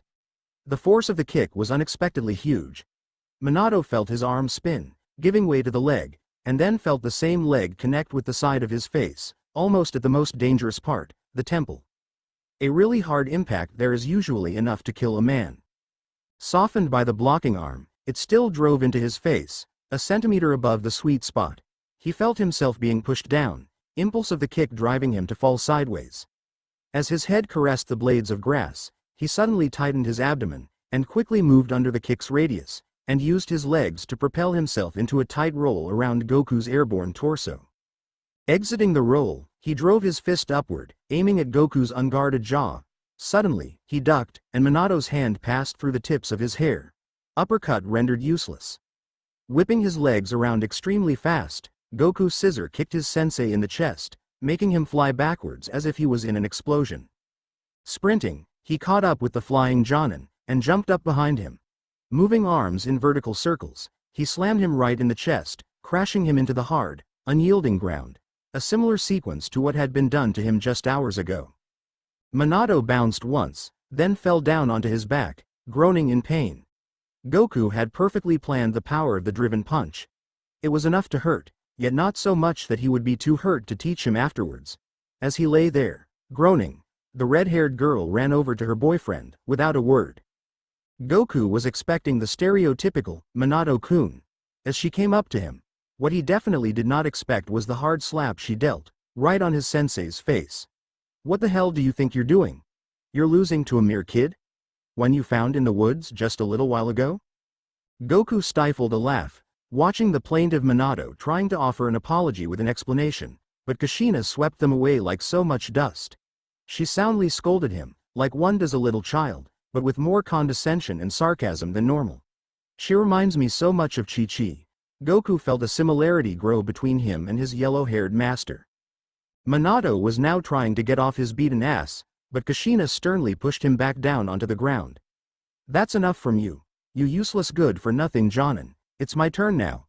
Come, kiddo." Despite himself, Goku felt a little hurt at that last word. "Kiddo? Come on. Show at least a little respect. I've only recently reacquired my youth." He shook his head, clearing away stray thoughts. "You haven't told anyone here yet, so stop feeling sad like a teenage girl. Focus." He returned to a casual, cocky pose. The swagger of it said you first better than any spoken statement. Kushina showed no emotion except a slight tightening around the corners of her mouth. She charged, with a clearly deceptive slowness. Goku prepared for the explosive, rapid-fire series of attacks. A couple of punches right down the middle, followed by a sideways feint and a strong knee strike from the opposite direction. Probably ending in catching me by the throat and making me give up, or some crap like that. However, she did nothing of the sort. Rapidly moving her hands in some weird pattern, she finished with the first two fingers of her left hand gripped by her right, showing the same straight two fingers. And all of a sudden, there were three of her. Only the slightest of shimmers told Goku which two bodies were fake. The afterimage technique, huh? Goku snorted. HMPH. Try harder. Shifting stances, he lightly tapped the real advancing redhead on the nose, and then nimbly stepped back. Returning to the same aggravating pose, he smirked.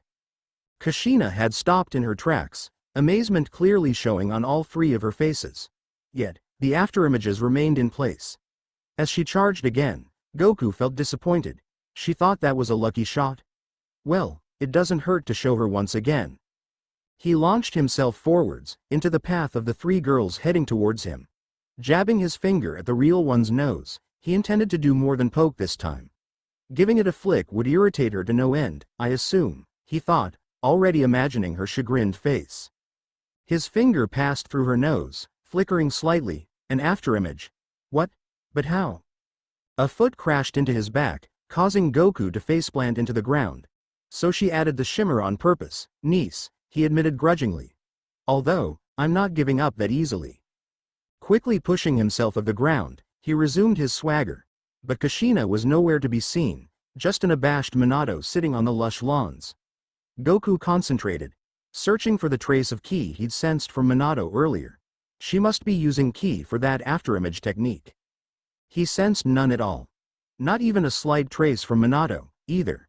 Goku couldn't understand it. Where was their ki? He saw a leg descending onto the back of his head, and ducked to dodge it, turning his entire torso as he lowered it. Now facing upwards, he saw Kushina's fist descending a fraction of a second too late to dodge. He had time to block, though, plenty of it.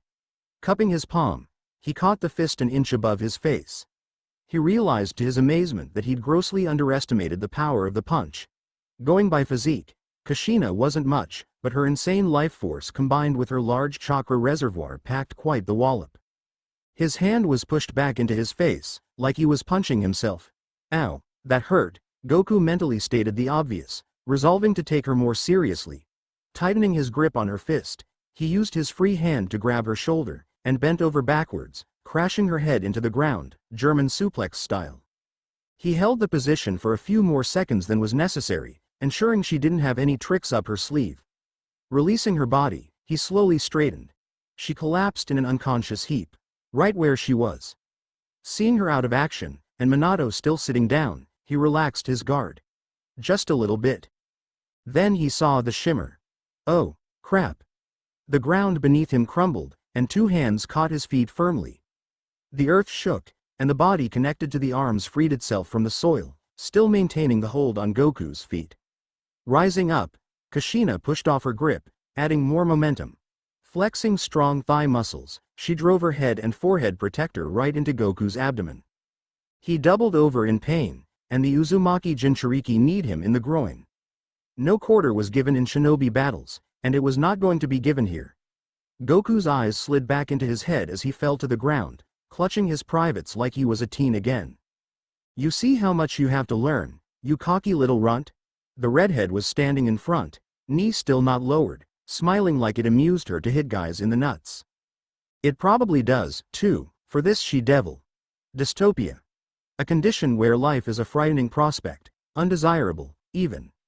Death was preferable in certain situations in the life of a human being. When life sways in a direction you don't want it to, you accept it. Life is, after all, a mixture of both success and failure. One would follow the other, and the human would learn to live with it. There is, of course, a single anomaly, an exception, as there always was. Dragon Balls. And so, puny, weak as they were, they would go after the piece of 7, hoping to tip the balance of life in their favor.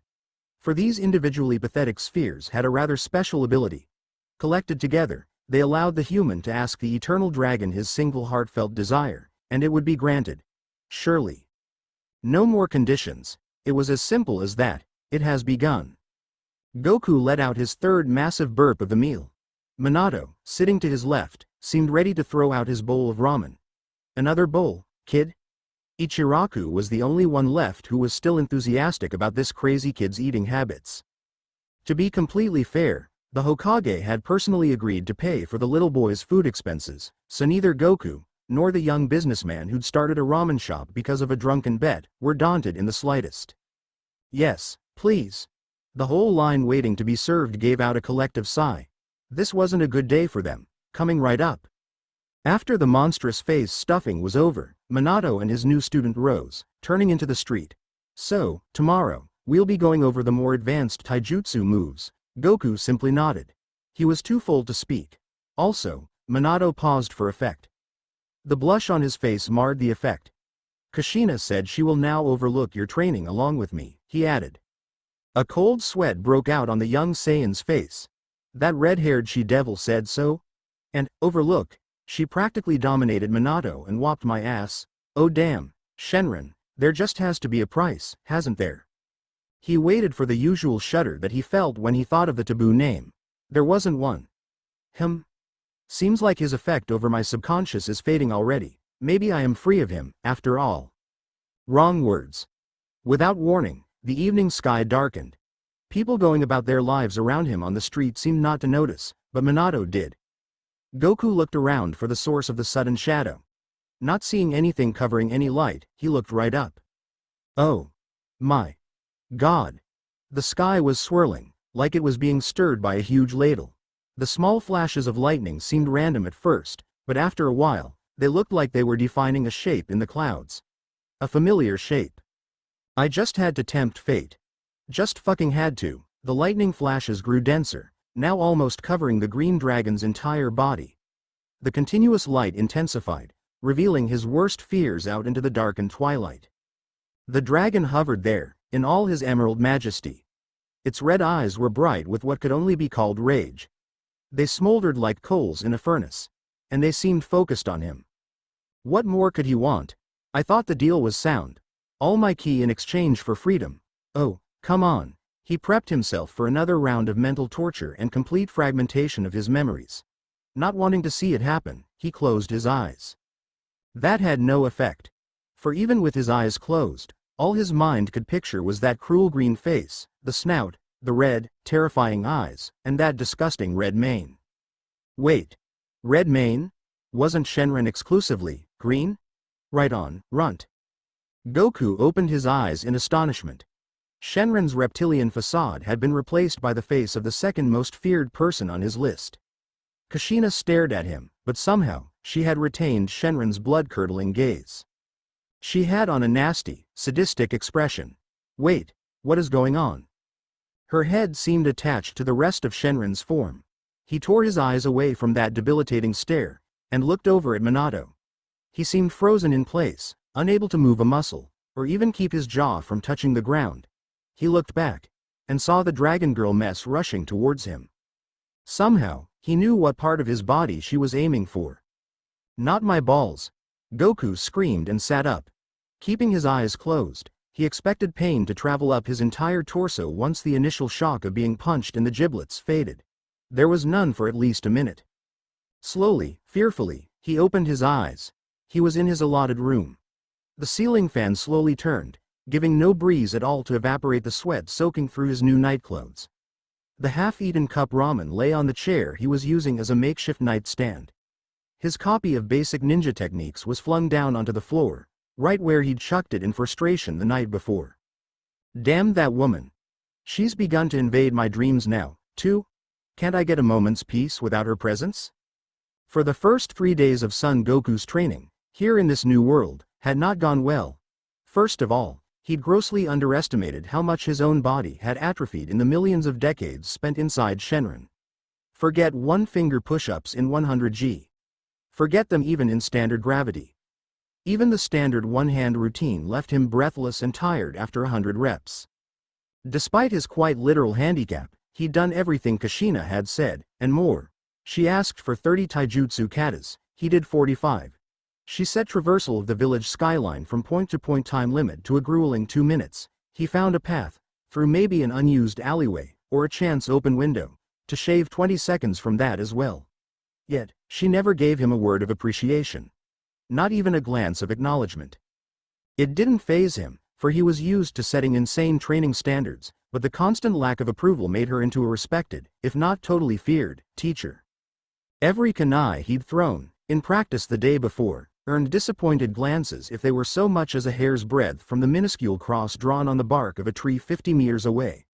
Every day he trained under her became absolute hell before the sunset. But even then, she wasn't done. She would keep him there, without any food or water, for a dozen hours at a stretch, with a total of barely 5 minutes of rest. He did not fear the training as much as he feared her disapproval. The fact that there was someone other than Vegeta who had such extreme expectations of themselves and others was astounding. Goku detested Kushina deeply, but was always at the training ground 15 minutes before the stipulated time, doing an extra kunai drill, or a little sprinting speed workout. It was working better than he'd ever expected. His body, having already been in a state of high muscle mass, was readily returning to its pre-Shenron state. The unlimited food decree given by the Hokage worked in his favor as well. The meat protein, plus the crazy training had already brought his biceps back, and his thighs felt like rocks under his ochre GI. The best part of the training, he felt, was the half-hour Kushina allotted for interaction with his original sensei. He and Minato would discuss theory, such as the concept of instant transmission using Kachiyose scrolls on specially constructed kunai. Also, Minato showed him advanced chakra moves, to keep him interested. The Rasengan was definitely the first move he was going to learn, as soon as the devil taught him how to mold his own chakra. The Cage Bunshin came a close second, for Goku knew that when his ki returned, it divided amongst even 1,000 of his clones would be devastatingly huge. More was definitely merrier. But all that for later, he reminded himself. First let's learn about chakra. He reached over, and pulled the book on basic ninjutsu towards him. Opening it to the section labeled, Chakra, he started description in the basic book was very vague. Chakra usage had a lot to do with feeling your way around to find your physical energy, or something. Also, some mental energy was needed as well. Combining those gave rise to the basic requirement of all ninjutsu. He had concentrated to find this physical energy, but it was useless. Apparently, it had to be extracted from every cell in the body. He closed his eyes, ready to try again. This time, he sensed the presence of a certain pipeline throughout his body that wasn't there before. It is probably because it is so weak compared to my ki. Now that I have no ki, this chakra now becomes my lifeline. He had no trouble finding his mental energy. Master Roshi's training regime had raised his concentration to near perfect levels. Willing his way through, he forced a little of his mental energy through the pipeline he just found. As soon as it was flowing nicely, he pushed at the little beads of physical energy present in the cells right next to the pipeline. They too broke the surface, entering the vessels smoothly and easily.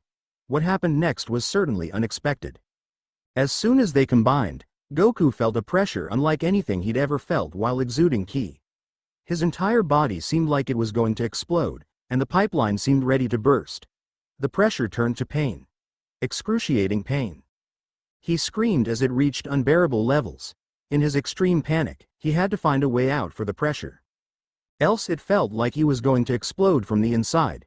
He realized that the pressure was also pinching certain points just under his skin. He realized that the way to clear the pain was to somehow let it out through those points. He simply willed them to open. Nothing fancy, just a simple thought.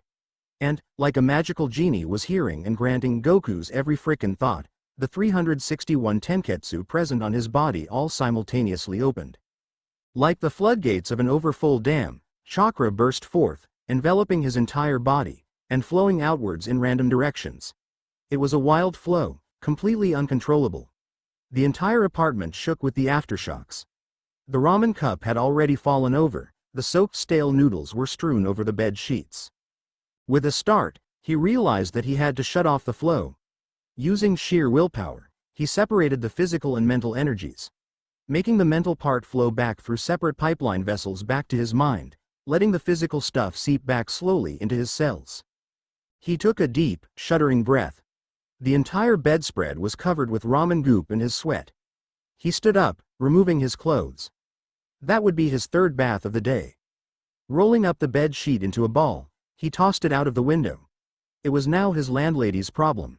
Entering the cubicle, he turned on the shower. The water was cold at this time of the night, or rather early morning. What he wanted was a boiling hot shower to loosen his tired and sore muscles. He decided to try a little something. Closing his eyes, he plucked out little mental energy, a fraction of what he'd drawn before, combining it with the same amount of physical energy right around his palms. As the pressure built up, he thrust his hand right up, grabbing the shower head. He released all his generated chakra through the holes in his hand into the holes of the shower. Removing his hand, he let the water flow again. It was piping hot, just the way he wanted. Just perfect. The shower was soothing for two reasons now. The next morning, he was rudely awoken by screams from the landlady. He abruptly got up and stumbled downstairs to the source of the commotion. The landlady's front door was open. He could hear sobbing from the inside. He ran in, expecting some sort of armed robbery. He reached the bedroom, and there she sat, clutching her face. It looked red and puffy. "Kotonoa Bosan, what happened?" he asked. "IITTT turned on the ta-ta tap to WW wash my FFF face," she said, amidst sobs, and the water was scalding. "So hot, I burned my face and my palms." Goku gulped. That little amount of chakra wasn't so little after all. "I will find the rascal who heated up the water supply to boiling, and won't rest till I throw a bucket of his own water onto his face." She seemed livid with rage now. "Don't do that, Kotonoa Bosan," Goku added hurriedly. "I'm sure he suffered as a result as well. I highly doubt it was a prank." He reached over to the dressing table and got hold of the skin ointment. He gently took the landlady's palms in his hands, and rubbed the oily substance right into them, as gently as he could. Kotonoa smiled wearily. It was a genuine smile, though. She really liked her new tenant. "Why can't those other whippersnappers be like you, Sun-kun? You've only been here 3 days, and you've done more to help me than all the others combined over the last year," she ranted on, oblivious to her new tenant's now relaxed face. Goku sighed with relief. "At least I'm off the hook, she'll never suspect me." He looked over at the wall clock. Oh holy crap, it was 5:30 already. "Sorry, Boss-san, but I have to rush," he said, not even waiting for a reply. Springing up the stairs, he changed quickly into his fighting GI, and jumped out of the window, already heading for the next rooftop. There was no time to amble through the village today, enjoying the sounds of people working, as they set up their various shops, readying for the business of the day. Using his newfound parkour/road running style, he reached the training ground a good 5 minutes early. To his horror, Kushina was already there. "You're late," she said, as he skidded smartly to a halt in front of her. "That's not fair, I'm early, 5 minutes early," he replied indignantly. "A good shinobi would have been here a half-hour earlier," she said, disdain evident from her tone of voice. Goku simply stared at his shoes sullenly. This was not an argument he was going to win. "Anyway," she continued, "I've brought someone here with me. She is my friend, and she really wanted to see this new kid I'm training." She looked straight at him, and matched his gaze. "Yes, you, in case you were too stupid to realize already." She pointed to her left. "There she is." Goku followed her finger. The person he saw stopped his heart. It was the girl from the street. Goku felt his face go crimson. In his fantasies, he'd always referred to her as Jasmine, after her characteristic smell. She'd always liked being called that, in his dreams. Even now, the fragrance of freshly picked jasmine blossoms wafted off of her, alluring, yet somehow comforting all at once. There she sat, legs crossed, wearing a simple, yet beautiful blue dress. A red and white fan was embroidered on the left breast. He reddened further. He didn't mean to look at her breast. Man, old man Roshi really liked them, didn't he? All this was forgotten in a hurry as he tasted mud in his mouth. "Yah!" he screamed as he noticed Kushina stuffing a mouthful of mossy soil down his throat. "Lucky I haven't had breakfast. It would have all come out in a hurry." He hurriedly pushed Kushina's putrid hand away from his face, and quickly hacked and coughed all the mud out. It took quite a while. Rubbing his tongue, he removed the sick taste from his buds. He wouldn't be able to taste anything for a few days, at the very least. "Why the hell did you do that?" he screamed at his villain of a teacher. "You're lucky I didn't choke you to death with it, TT Ebane." There it was. The sentence closer she used when she was pissed or excited. Goku saw no reason for her to be excited, but you never knew. Maybe Kushina had a fetish for strangling kids with fresh clayey soil. Anyway, she continued, are you going to stare all day, or are you going to disappoint me in some other way, all over again, runt? Now she's gone and done it. Goku was angry now. All the frustration of his weakened body, the weird dreams, the sleepless nights, and being called runt by a girl young enough to be his granddaughter came out at once. Focusing, he dragged out the mental energy into the chakra pipeline. Adding the required physical energy, he concentrated on his palm, again. He had noticed the subtle motions of chakra Minato had produced to make the Rasengan. He merely copied from sheer instinct. Add a rotation here, the reverse direction over here, maybe another perpendicular circle here. He looked up to see Kushina's eyes popping. See this, Red Devil? Finally surprised? He remembered who had come to watch. Blushing furiously, he tried his best to keep a calm, detached face, like it was nothing at all to produce a rosin whatever. Stop. Ya, fool. Goku looked back at Kushina. She actually looked worried. What happened? Why are you looking so scared? Afraid of my growing strength? He looked down at his hand, and saw a very large replica of Minato's attack hovering over his bleeding palm. What's happening? Minato's is just as strong, but smaller. How does he make it that small? And why is my palm bleeding? All of a sudden, everything went to hell. The ball suddenly got uncontrollable. Chakra rotation unraveling and entangling all at once. Goku realized, with a growing horror, that this was heading to an eventual explosion. No, I won't show weakness in front of her, after all I've done the last 3 days. This is the only thing that has impressed her. Also, the beautiful girl is also here. I'd better not fail in front of her, else I'll have to work extra hard to make up for that kind of first impression. He held out his right hand as well, and released equal chakra into it. Straining his mind to its limit, he added the same random rotations to it as well. Crap! A fresh burst of pain arose as his right hand similarly started oozing blood. He'd added the exact opposite but equal rotations to this one.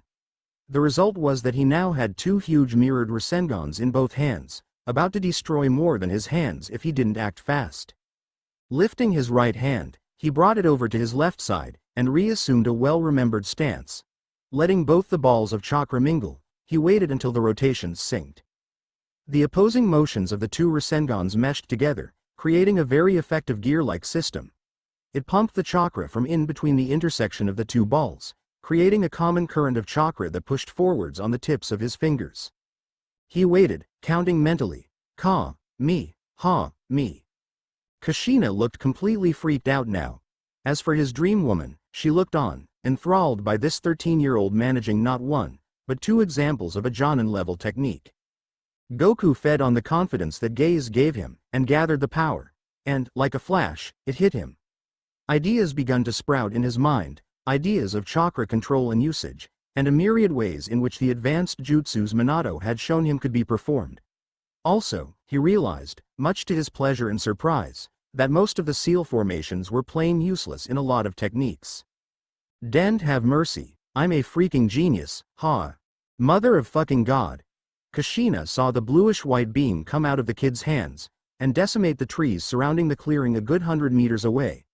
He maintained the attack for a good 3 more seconds, and then lowered his arms. The image of the beam glowing bright as it decimated the foliage seemed burned into Kushina's retinas. I berate the kid for 3 damn days, and he produces that? What kind of monster is he? She looked at Goku's panting figure. There was chakra surrounding his entire body, Tenketsu releasing the excess flow out of everywhere to minimize its destructive effect.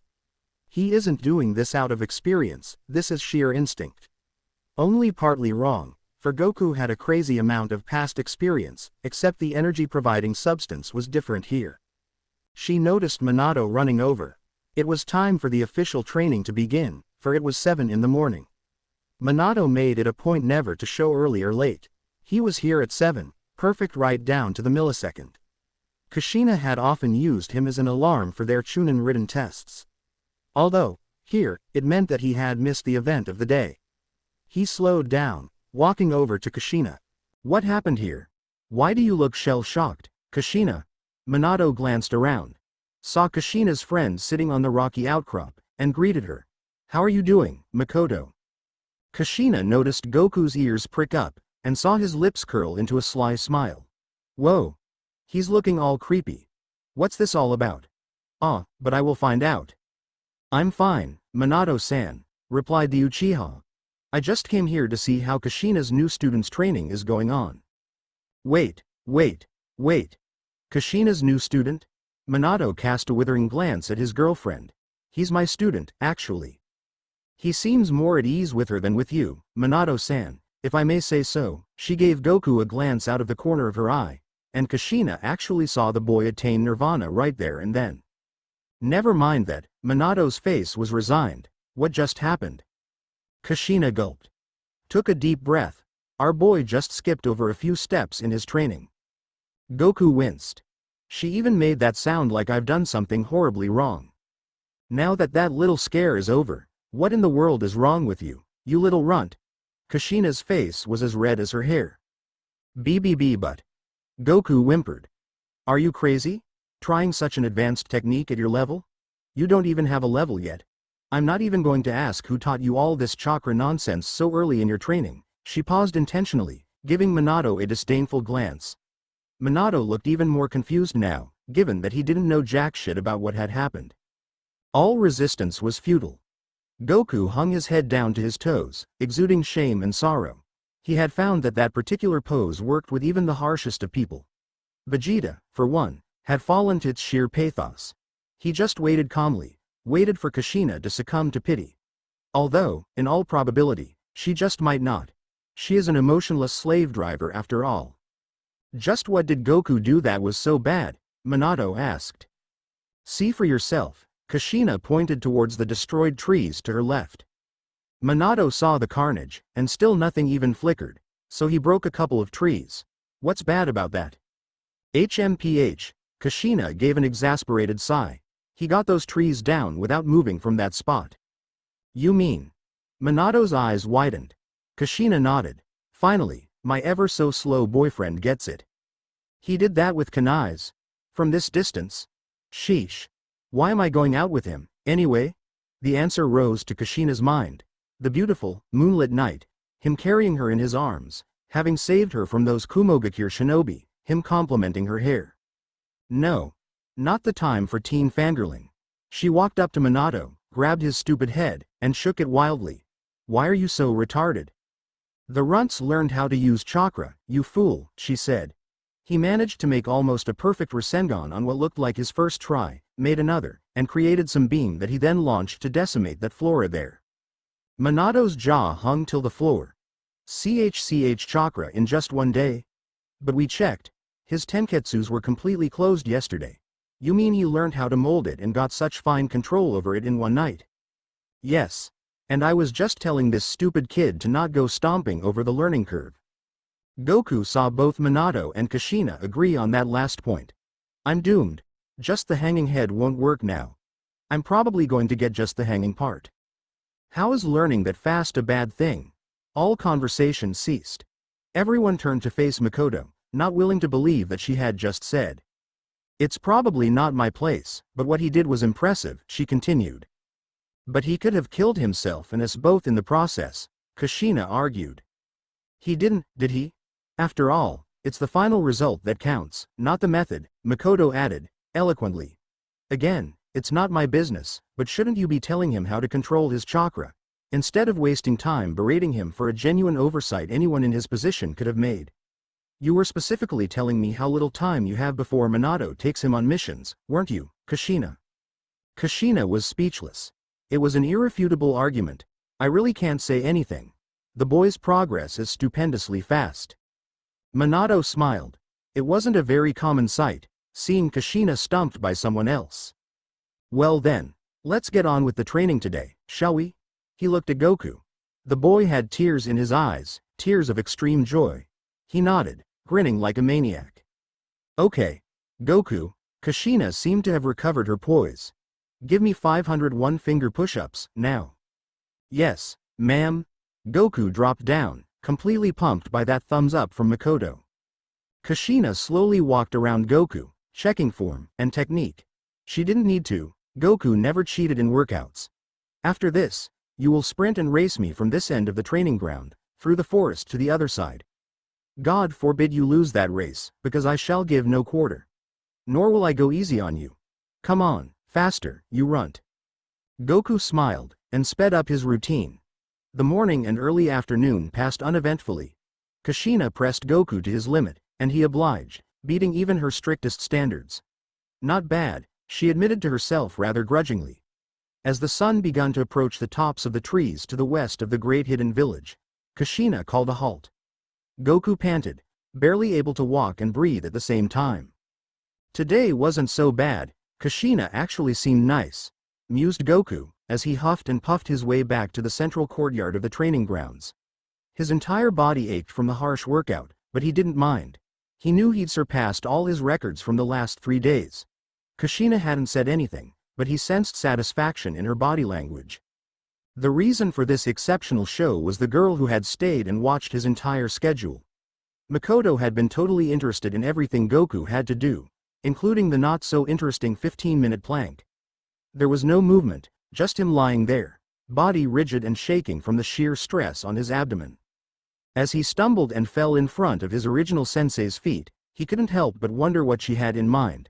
What caused her to stay? Just a simple obligation to a friend? But Kushina wouldn't ask for a lame-ass favor as this one. No, Makoto was here because she wanted to. Which meant only one thing. She wanted to talk to him. He blushed furiously, driving away all stray thoughts. He saw that it was still light out. Today's training had ended rather early. It was not until well after sunset that Kushina allowed Goku his rest. What does this mean? Kushina walked up from behind, joining her yellow-haired lover and their student. Well, after careful consideration, she said, and a little prodding from that persistent friend of mine, I shall agree to you getting a whole 2-hour lesson from Minato today. Goku's eyes twinkled with happiness. Use that time well, for tomorrow I shall expect you to at least use 10 different chakra moves. The cane thingy you just did doesn't count. Get it? Kushina smiled. Well then, I'd better get going. I have my own work to take care of. I can't be here spoon-feeding you all day. Goku watched her leave. She's not half bad. I see why Minato likes her. All weariness gone, he jumped up and faced the Jonin. Come on, teach me. All right, all right. Stand with me. Minato was excited as well. This was a first for him too. Uchiha Makoto had been depressed for a long while now. Being an Uchiha under the rule of a Senju taught Hokage was trying most of the time. No matter how impartial Sarutobi Hiruzen claimed he was, it still did nothing to ease tensions between the Uchiha and the other villagers. They had, graciously, been given their own enclosure to live in, a whole section of the village just for themselves, but any fool could see that it was simply a ruse to alienate the clan from all outsiders. Even the elders now refused to care, preferring their own clan over others in all, distrusting almost everybody else. It hurt that none of Konohagakure's great warriors came from the Uchihas, despite their considerable individual battle skill. Even the 3 Sannin of legend were related somehow to the Senju, Tsunade being the Shodai's granddaughter and all. This animosity had yet to reach a climax. No, it was safe to say the eruption of this discontent was still decades away. However, whatever good the Sandaime was doing to promote relations towards the Uchiha, the disrupting influence of his supposed right-hand man Danzo was still causing a rift to open up, souring all of his contemporaries' efforts to appease those involved in this great misunderstanding. This affected the current generation deeply, as Makoto had observed. Her mom would subtly try to make her play with only other Uchiha girls, using methods of suggestion. Why don't you stay here and play with Shisaki today? It's a long way to the main park, and it's sunny out. Statements like that would not appear suspicious, not in the least, but after careful observation, Makoto had found out the games her parents were trying to play. Sometimes she could see it in people's eyes, the mistrust gradually building, close friends eventually drifting apart. Even Kushina had started showing the preliminary signs of this change. The two had been inseparable all through the days in the academy, and she used to tell her every small detail about Minato. Even when they started dating, Kushina would set time apart to visit and just talk and enjoy each other's company. But this time, it happened. Kushina forgot to tell her about the kid, the day after he arrived.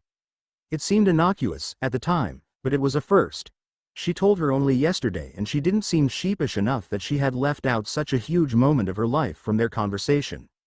She hadn't thought it would happen to her. Not Kushina, she had thought. But she had to face the facts. Even Kushina's invitation to see the kids' training seemed forced, like some sort of overcompensation. Very well, Kushina. So, she'd shown up, right on time, to this farce, which was going to do nothing to change anything. She'd been pleasantly surprised. Here was a boy, who literally was an alien, commanding the respect and trust of his two teachers. But what surprised her most was that though he looked like an everyday 13-year-old, admittedly with rippling muscles, he had an innate maturity and insight that only came with age and experience. Every exercise he did, in those long training hours, he spoke to her. He asked her about her life, her family, with genuine interest. Everyone in the village was so irritatingly formal. It seemed like a waste to talk to anyone these days. But Goku seemed different, because he was. He was probably the only one who knew nothing about the Uchiha, nothing about the social ostracization. He spoke to her like she was another normal person, and a rather special one, at that. He cared about every small thing she had to say to him, even if he could barely hear over the blood rushing in his head as he did another of those complex katas Kushina was teaching him. She wanted to know more about him. This was a complete fresh start. No prejudices held Goku back. He was free, and she was going to make the most of it. "Hey, Goku," she called out. He stopped mid-sentence, and looked over. Why yes, Makoto-san? Do you mind if I join you for dinner today?" Goku's face resembled an overripe tomato. "Oh, of CC course." "All right then," she replied. "After your training, then?" Goku nodded violently. It seemed like his head was going to fall off his neck. This was going to be one serious training session. This kid is becoming quite the damn troublemaker. Shimura Danzo was not happy. Not only had the boy come in unannounced, he had somehow convinced Hiruzen to change the strictest of laws, those set by the Shodai himself. First, the background checks. Every refugee, or whatever the boy was, had to be given a highly thorough background check to see if he wasn't a part of some conspiracy, or some attempt at assassination or espionage. Hiruzen had taken the boy at his word, even volunteering to let the boy tell his own story, at a time of his convenience, highly unorthodox. Second, the part about him being added to the Genin 3-man cell.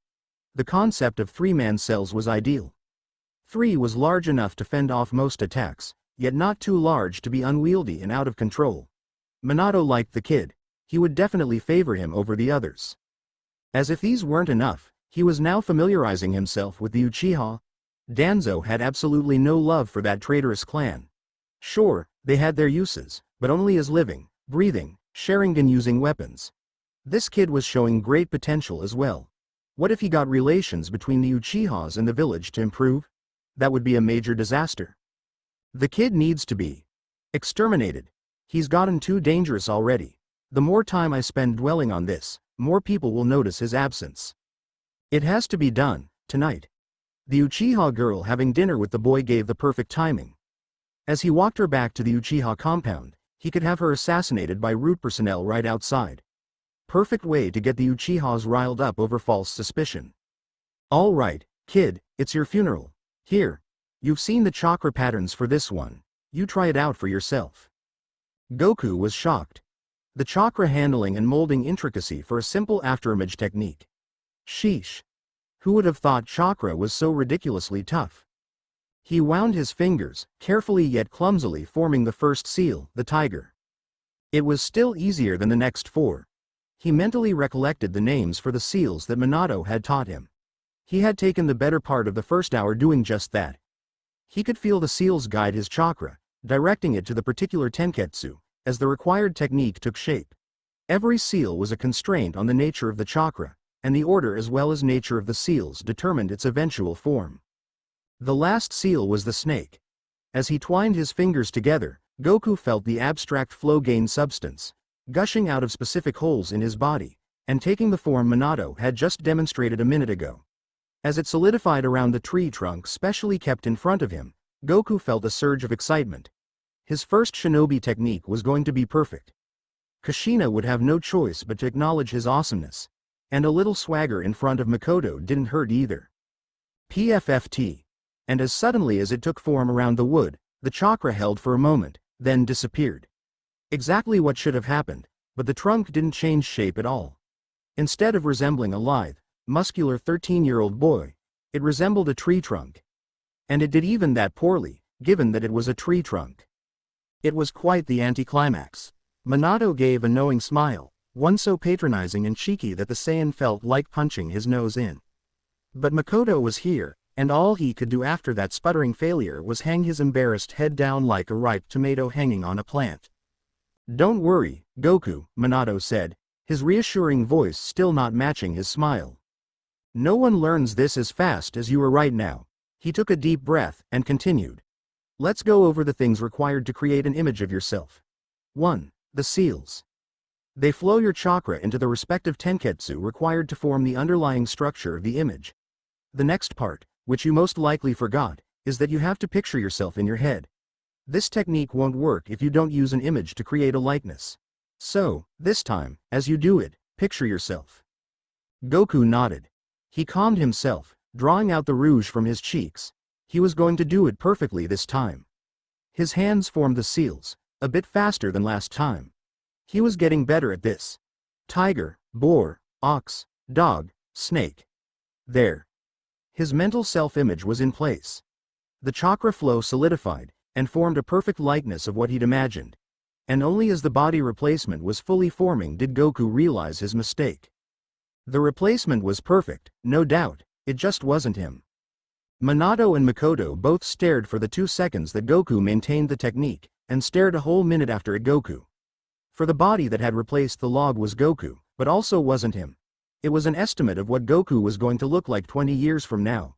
And a ridiculously ambitious estimate at that. For he'd retained the spiky hairstyle and the clothes, and had somehow managed to make them larger and fit his adult body perfectly as well. Also, his body was a hunk of chiseled muscle that made Makoto shudder in awe. Wow. That's some extremely good prediction. Unless it isn't Minato arrived at the same conclusion inside his head. No one was narcissistic enough to dream about their future selves in such formidable detail. So, that left only the simpler, more obvious, and most likely, correct explanation. "You aren't actually a kid, are you?" Minato whispered. Goku was not prepared for this. One simple oversight. He'd forgotten what he looked like, for a second.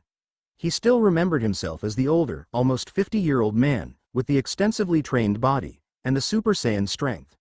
His debacle with Shenron had messed him up inside, and now he couldn't even recollect how he looked at present. Not exactly his fault, but it was a mistake that he was going to rue for the next few hours. He faced their barrage of questions without flinching. He braved every accusation of espionage, claiming to be innocent. It didn't matter that he actually was innocent. Now that Minato and Makoto had gotten wind of this, they weren't going to let go. They pressed on every bit of his story, investigated into every other character he brought in.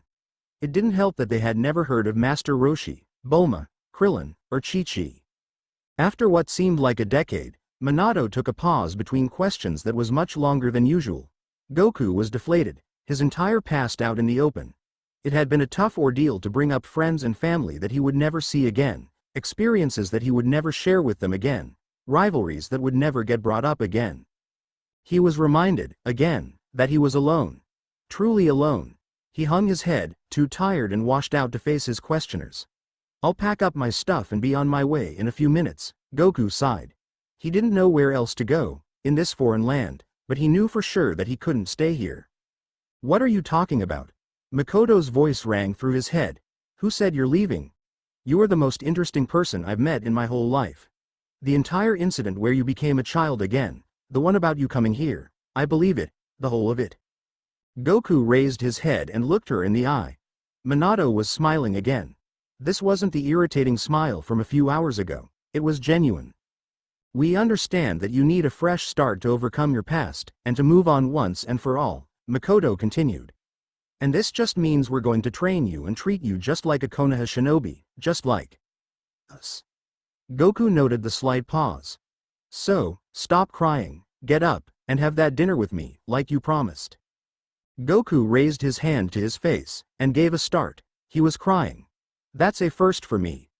Wiping off his tears, he stood up. The stars in the sky seemed to be glowing a little brighter this evening. Ichiraku's was closed for the day. Or rather, it was closing. The proprietor was about to shut down shop when his most profitable customer arrived. I should give this kid some free bowls now and then. He's the reason I was able to expand from a tiny cart to this nice restaurant. All in 3 days. The Hokage footing the bill just makes it better. Today, Goku had brought a guest. Minato was there, as usual, already looking nauseous at the thought of seeing another hour or two of mindless gluttony, but the other girl, well, she was simply smiling, walking next to his golden egg-dropping, only ramen-eating goose. Ichiraku started warming up, both the food and his muscles. Dishing out hot noodles at the rate this kid ate them was an A-rank mission in itself. He took deep breaths, hyperventilating for the high-intensity ramen workout. Let's give Oni-chan and Minato free bowls for today. I'll start with Goku's freebies from tomorrow.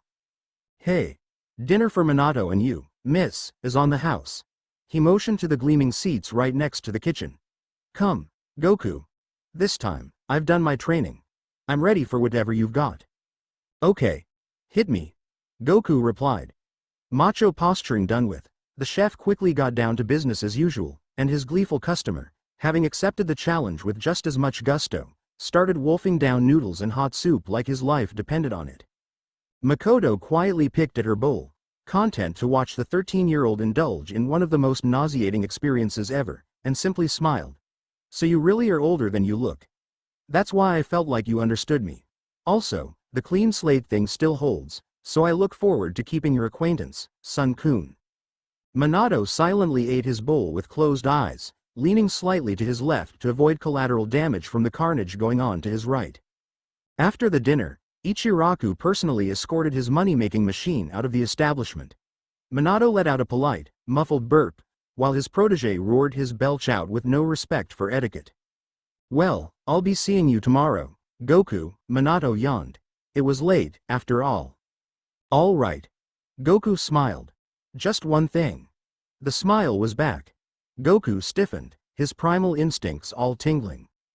How are you going to explain to Kushina tomorrow that you learned only one jutsu, and that too only partly? Oh. Shit. Goku shivered. I thought YYYUWWW would TT-ta take CCCA care of it, Minato, he sputtered. She does expect you to have mastered 10, does she not? The smile broadened. Well. Why you did interrogate me, so isn't it why yo your FFF fault? I'm not telling her about the interrogation. Your story will be our secret from everyone else. Until you want to reveal it, that is. Goku was stumped. On one hand, he didn't want his story to be spread around quite so early. On the other, the she-devil stood with her menacing grimace and her life-threatening torture. PPP please HHH help MMI Minato. Goku couldn't say one word straight. All right, Minato let out a chuckle. I'm just teasing. I'll tell her it's my fault. He didn't seem too comfortable either, judging by his nervous smile. Anyway, big day tomorrow. See ya. Minato ran off towards his house. Goku and Makoto stood in the dwindling light, as Ichiraku actually closed for the night. So, you want to walk me home? Makoto asked, her face expressionless. Goku was crimson. Yes, Makoto-san, of course, he said, turning the other way to hide his burning face. It was happening. It was definitely happening. He had achieved it. What was next? Maybe tomorrow he would try to hold her hand. Yeah. Right. Because holding hands is the epitome of romance in both these godforsaken anime. Do you know how hard it is to freaking add pairings into a couple of such childish pieces of? More muffled thuds. We apologize for the inconvenience. The author will soon be brought under control. Till then, please, read the story. Follow me.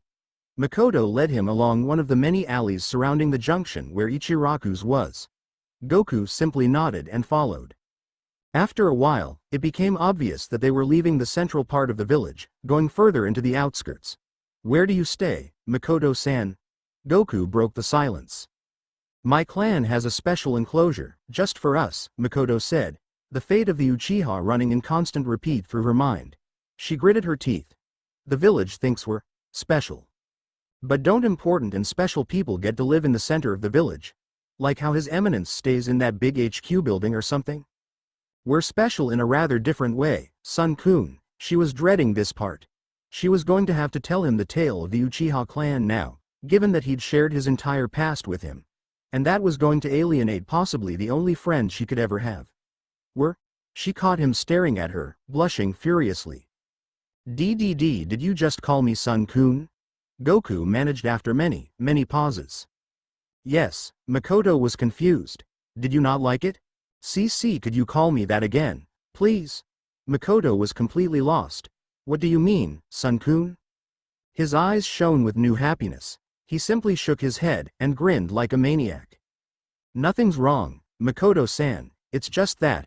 No one's called me that in a long time. Goku looked at her directly, and paused for effect. Could I call you Makoto?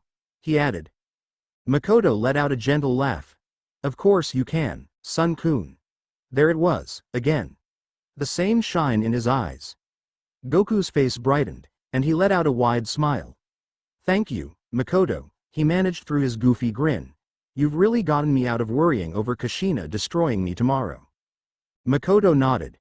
You're welcome, she let out a smile as well. Goku had taken a load off of her mind too. There was no danger.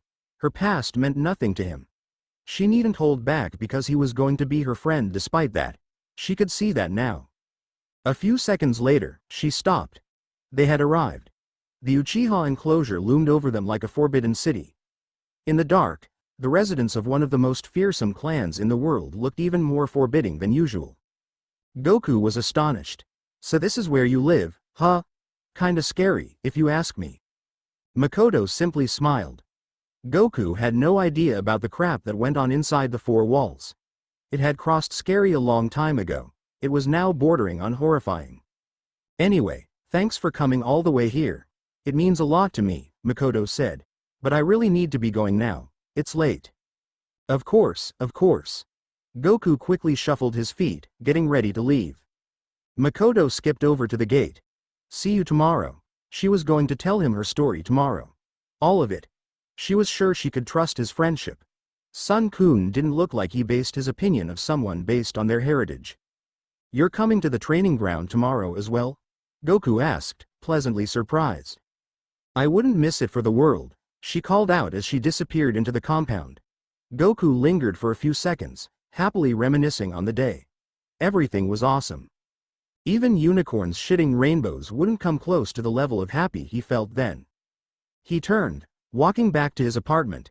As he flexed his thighs to start his parkour home, he heard a tiny rustle. It was a careful padded step, given away by a small dried twig in the wrong place. Usually, the noise would have been muffled into the background by the thick rubber soles of the sandals all Konoha shinobi, including those of Root, wore. Usually, this small crack wouldn't have been heard by the best of the Jonins in Konohagakure, or even Goku for that matter, had there not been a slight tailwind that carried it to the Saiyan's ears. He immediately turned, using his forearm to push aside the dull black blade that was about to sever his carotid artery. He reached to grab the arm responsible, but it was already gone. In an impossibly short time gap, another blade came towards him, from behind. Bending equally fast, he let the second blade pass harmlessly above him. He knew that the momentum of the move would prevent the assassin to drag it down before he'd had time to slow down the blade. But, suddenly, the dagger shot downward, towards his back. Goku rolled sideways, dodging the attack. That's not possible, given the size and approximate weight of that kunai. Kushina had been more than thorough with this kind of theory during his 15-minute planks. Unless it's hollow, he reasoned. A hollow kunai would allow that kind of maneuverability, and yet be sharp enough to deal significant damage. I need to tell Minato to make his instant transmission kunais hollow. But enough of that. There were assassins on him, at least two, and he needed to escape to somewhere safe and open to fight them. Sprinting forward, he used his forearms to block the barrage of kunai strikes, while also figuring out the shortest path to the nearest playground. He caught an overhanging ledge, and pushed hard off it. That gave him some aerial time, to plan out his strategy. It would be a fair fight over open ground. He just needed to get there before being killed.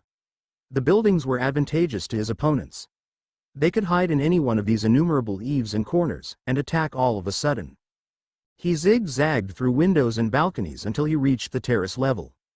Going into an all-out free run, He outpaced the assassins, reaching the main village playground a whole 100 meters ahead of them. Skidding on the loose sand, he turned around and winced. Kushina's training regimen had left him very weak physically. His entire body ached from the intense workouts. The chakra molding hadn't been a cakewalk either. He couldn't fight these guys in a drawn-out fight. It had to be short and clinical. He decided that he was going to use his chakra to win this thing. It was the one thing that he had ample supply of. As the assassins came to the playground, Goku counted 3 in front of him. This means there's at least one lurking in the shadows. They were clothed with standard armor, and sleeveless jerkins underneath. They all had masks on, representing various animal faces. And they all held those hollow black blades in their hands. All this was standard Anbu uniform. Any normal Konohagakure shinobi would have recognized the attire. Then they would have most likely fallen to their knees and begged to be spared. The Root, the division of the village's secret forces under Shimura Danzo, was known for their aggressive assassinations and powerful yet skillful coordination. They were known to never fail to execute a target once it was determined. Heck, Root members were themselves dismembered when they didn't do the job. Just a little pun, cause this shit ain't done. Goku had no knowledge of any factions or secret services. All he knew was that 3 or more people were after his life, and he was going to fight them. They silently attacked, and the only way Goku was able to stay alive was a quick and lucky succession of jumps and rolls. He didn't have the time to form seals, and his hand movements were too slow anyway. He was in a pinch, and he knew it. As he desperately dove to near miss a killing thrust to the heart, he knew he had only one option. He had to use that. It was far from perfect, and he'd only managed to do it once before in a burst of anger, but he had to try it, or simply be killed by any one of these thrusts. Sweat beaded on his forehead as he concentrated. This was far from easy, even when he was relaxed and otherwise motionless. Trying it in actual combat so early, however, was a huge task. He gathered up the required amount of chakra, and was about to start applying the rotation when one of the daggers hit him. It drove straight into his other shoulder. He smashed his teeth together to keep from screaming. The pain wasn't much, but it was some of the first he'd felt in a long time. So, even a simple shoulder wound felt like he was being ripped apart. Somehow the chakra was still there, gathered in his palm. He drove the pain from his head and started the rotations. Barely seeing the next attack with the corner of his eye, he turned sideways to dodge it, and felt another one of those damned blades shove into his calf muscle. He stumbled mid-turn and fell down, but still kept his mind on the task at hand. Gradually, the Rasengan did finally achieve its complete form, but it was not before Goku had received another 3 large gashes on his arms and legs. He'd given up on dodging every attack completely. In his weakened state, it was impossible. He'd prioritized saving his vitals, and that meant sacrificing his limbs. He'd kept them from being severed, and had deep wounds to show for it. But the Rasengan was ready, and Goku merely waited for the right moment to use it. Somehow, the assassins hadn't noticed the ball in his hand, or had rather chosen to ignore it. Either way, it was going to be their undoing. Remembering how Minato had scared him the first time they met, he drove his index finger into the spinning vortex, destabilizing it. As the chakra unraveled, it would explode violently, as Goku himself had experienced. Wincing at the pain, he used his wounded legs to jump up, and kept his left arm extended downwards. The assassins took note of the sudden motion, but it was too late. The resulting blast sent all of them flying backwards, rendered unconscious even as they flew. The Saiyan himself stayed conscious solely because of the pain. The explosion had ripped open several slices on his arm, and, as he rose further up because of the blast, he forgot to get into position to land on his feet. He thudded into the ground, and it wasn't a picnic. His entire body hurt now, and his sore muscles from training only added to the pain. Getting up, he limped away from the scene, thanking his lucky stars that he was alive. He shouldn't have, just yet. He'd walked no more than 5 or 6 steps when another one, the hidden assassin, made his entry into the messed up scene. Goku stiffened, and drove his heels into the ground, sprinting away from the attack. He needed time to prepare another Rasengan, and after seeing it being used once, it wasn't likely that assassin number 4 was going to let him charge up another. He was too weak to even partially dodge the blade attacks anymore. So he ran, preparing another Rasengan in his hand as his footsteps fell onto one random street, then another. He didn't know where he was going. He simply wanted to run away from the eventual possibility of death. He simply chose streets based on a single glance, not caring where it would lead him. Then all of a sudden, he was in open ground again. He stopped and looked around. The giant, imposing structure of the Uchiha enclosure loomed in front of his eyes. He'd returned to where he'd started. The Rasengan was ready. Turning around, he faced his opponent. He had one chance, and one chance only. He had to make it count. He took a determined step forward. His body suddenly refused to move any further. He felt stuck, paralyzed. He couldn't even swivel his eyes in any direction. His chest felt constricted. He couldn't breathe either. At the bottom of his field of vision, he saw the ninjutsu that he'd been caught in. In the pale moonlight, a thin shadow extended from his opponent's feet over to his own. That was the thing keeping him in place. The guy in front had the seal of the rat, fingers of one hand draped over the extended index and middle fingers of the other. But now wasn't the time to dwell on the technique. It was a time to try and escape before it was too late. He realized with a growing despair that the Rasengan had fizzled out. His only lifeline was now cut off. He was at his assassin's mercy. And Goku guessed that he had no mercy. As the guy advanced slowly, fingers still holding the seal, Goku realized that he was using a sizable amount of chakra to keep the shadow, and hence the paralysis, in place.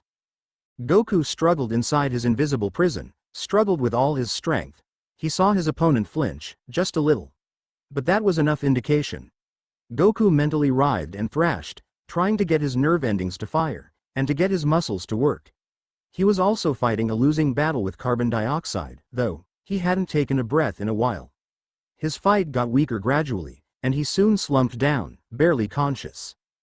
The assassin advanced faster now, and as Goku's eyes glazed over with loss of consciousness, he saw that he had released his paralyzing technique. He had the hollow knife in his hands, and clearly he didn't even consider Goku as a remote threat anymore. Goku hated those who underestimated others, especially those who underestimated him. Flexing his chest, he took in a deep breath, forcefully returning to consciousness. As his opponent started the killing thrust, Goku tried to counter with a rising punch of his own. But a new tsunami of pain from flexing his wounded thighs and arms made him falter, just for the instant the assassin needed. The knife honed in, heading steadily towards Goku's heart. I should just accept this as a life well lived, he mused resignedly. I've had far more than my fair share of lives, I think. It just had to end someday. The knife never descended. Goku opened eyelids which he never remembered closing. The assassin lay on his back, a whole 10 meters from Goku, and a huge iron spear sticking out of his forehead. Goku's eyes widened at the gory sight. He'd never witnessed such a cruel way to die, and he couldn't help but feel pity for the poor assassin who had a sad fate. No one should have to experience this, or even see it happen. He looked back at the forest surrounding the enclosure, right behind him, searching for the mystery savior, who'd used such despicable means to help him live. His entire body was fatigued, though, and his slightly blurry eyesight couldn't make out much in the sparse moonlight. Whoever that was, he is going to have to explain himself to me. Whenever the hell I find him. As the stars shone over the sleeping village, muffled sounds of digging could be heard near its outskirts. As Son Goku made a grave for the dead assassin, a silent spectator watched from the foliage around. The Leaf Village was aptly named. It had a wealth of hiding spots in the lush green broad-leaved trees scattered around the entirety of the settlement. The spectator's eyes gleamed in the moonlight. Underneath them, a forked tongue darted out periodically, tasting the scents in the air, sensing the environment around him. This time around, it simply told him that the surroundings contained no threat, a fact that he already knew. An interesting specimen. The spectator mused. Very interesting indeed. Orochimaru was only interested in powerful, macabre, or altogether insane subjects. This kid, however, didn't fit the bill in any possible way. He actually exuded an air of benevolence, of caring, and was going so far as to respectfully perform the last rites of a person who was, just a few minutes ago, trying to end his life. He was the kind of despicable little cloying shit Orochimaru would keep as far away from himself as possible. But, somewhere, in that little, irritating boy's scent was the flavor of pure strength. A power far, far greater than anyone in this ignorant village could ever imagine. It somehow felt depleted. It was an unknown force, and even Orochimaru could do little more than guess at its true potential. It seemed like it would be years before it eventually returned, though, and Orochimaru decided that he would carefully observe this kid until his power showed through. He couldn't let this possible opportunity slip through his fingers. Even the Uchiha's formidable visual prowess paled in comparison to this newcomer's potential for growth. He watched as the boy slowly lowered the body into his grave, and filled it back. Patting the clay covering his fallen enemy, he dropped to his knees, grimacing away his pain. Folding his hands together, he said a silent prayer, possibly for the soul of the departed assassin. He gazed intently as he slowly got up and limped away, back to the apartment that the Hokage had allotted to him. "Oh, this has just begun so perfectly. I cannot wait to see what you will become. I shall keep my eye out for you, child. Just you wait. My body feels so heavy." Goku was trying desperately to stay conscious, as he walked back to his apartment. His injuries were beginning to throb continuously, and he'd lost a lot of blood. He glanced back, and saw a trail of it on the road. It dripped intermittently, like a leaky faucet, and seeped through his GI and into the dirt road. He limped on his right foot, trying to keep his balance. He'd received that calf wound on his left, so placing any weight on it was impossible. It was an effort to keep going, but he didn't want to pass out here and be a nuisance to everyone in the village. He just kept walking. Memories flashed through his head, ancient ones. He remembered burying another fallen warrior the same way, and the fight that took place after that solemn burial. This time, though, the rites happened after the big fight, and he was wounded much worse then as well. His mind still had to get used to pain again. Millennia inside that great big dragon had numbed his mind to all sensation, and reduced his immunity and threshold to such nerve impulses. The training had made a huge difference, though. On his first day out of Shenron's clutches, Goku had been incapacitated by one blow to the back, which didn't even make a decent crater in the ground. Even Vegeta's snot was stronger than that attack. Now, he had been able to withstand a hell of a training day, a whole lot of chakra usage, and the mental torture of reliving through his memories, and wounds dealt by a whole quartet of assassins and their darting hollow blades. Their blades. He was using one of them as a makeshift crutch to lean on when using his left leg. The blades were longer than he'd thought. They were actually short swords for the adult assassins, but it was the perfect length for his barely teen height. Hobbling along quite like Master Roshi, he reached his apartment complex exhausted, both physically and mentally. His wounds had stopped bleeding, but that was more due to dehydration than anything else. He stumbled through the front porch into the hallway. He heard snoring from the room on the left. Kodonoha Basan was fast asleep. "What is it, like 2 in the morning?" Carefully, so as not to wake her, he tried to tiptoe up the stairs, ever so unfortunately forgetting that the muscles used most to tiptoe is the calf. On the second step, he placed weight on his foot, and the pain suddenly shot up to debilitating. Driving the sword down onto the stair, he tried to remove the source of his agony. Crack.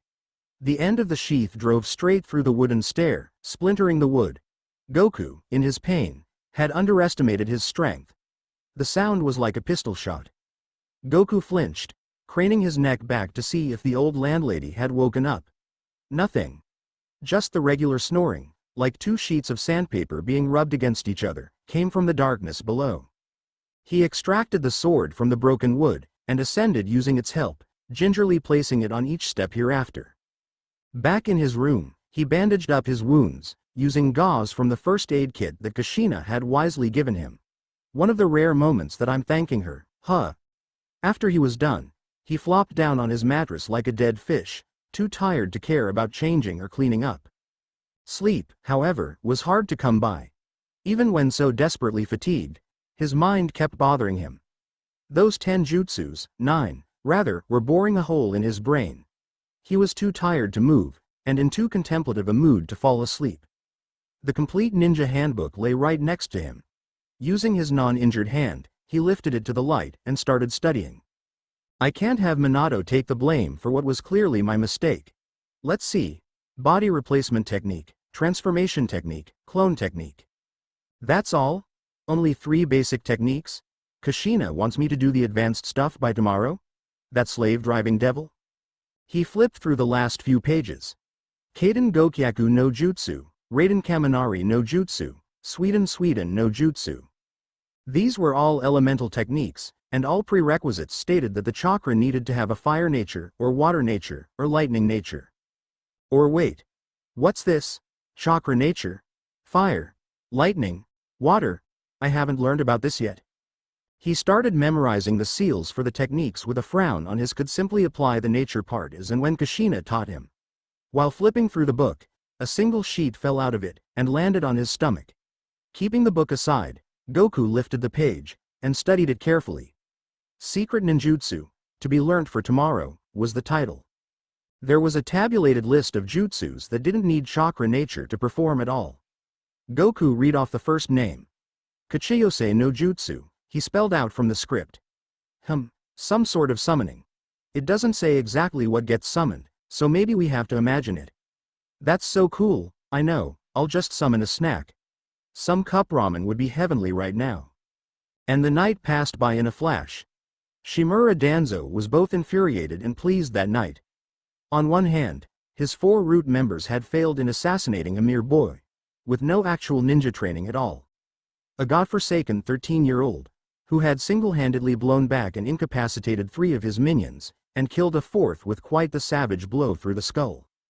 It wasn't like the kid hadn't gotten badly hurt, it would have been more than a miracle if he escaped unscathed. No, he was bloodied all right. And had left quite the obvious trail, all over where he was fighting. Outside the Uchiha enclosure, the main village playground, the cemetery. But he'd done something unexpected. He had, quite respectfully, buried the corpse of his former assassin. That was unheard of, even from the most benign of shinobi. Although, the blood trail from the Uchiha compound to the grave gave a very tantalizing piece of evidence against that traitorous clan. Now, using the blood and the marks caused due to dragging the body, and adding another set of footprints leading right to the door of the enclosure, he'd staged the perfect crime. Now that myopic Hiruzen would have to believe him, he had proof that the Uchiha had murdered a member of one of the peacekeeping forces of the village. If he spun it correctly, he could even make it appear as an outright act of rebellion, maybe even hint that they were willing to wage open war. That was why he'd been happy, and not cut off the heads of those worthless nobodies who couldn't even kill a child. He'd graciously given them another chance, after beating them to within an inch of their lives.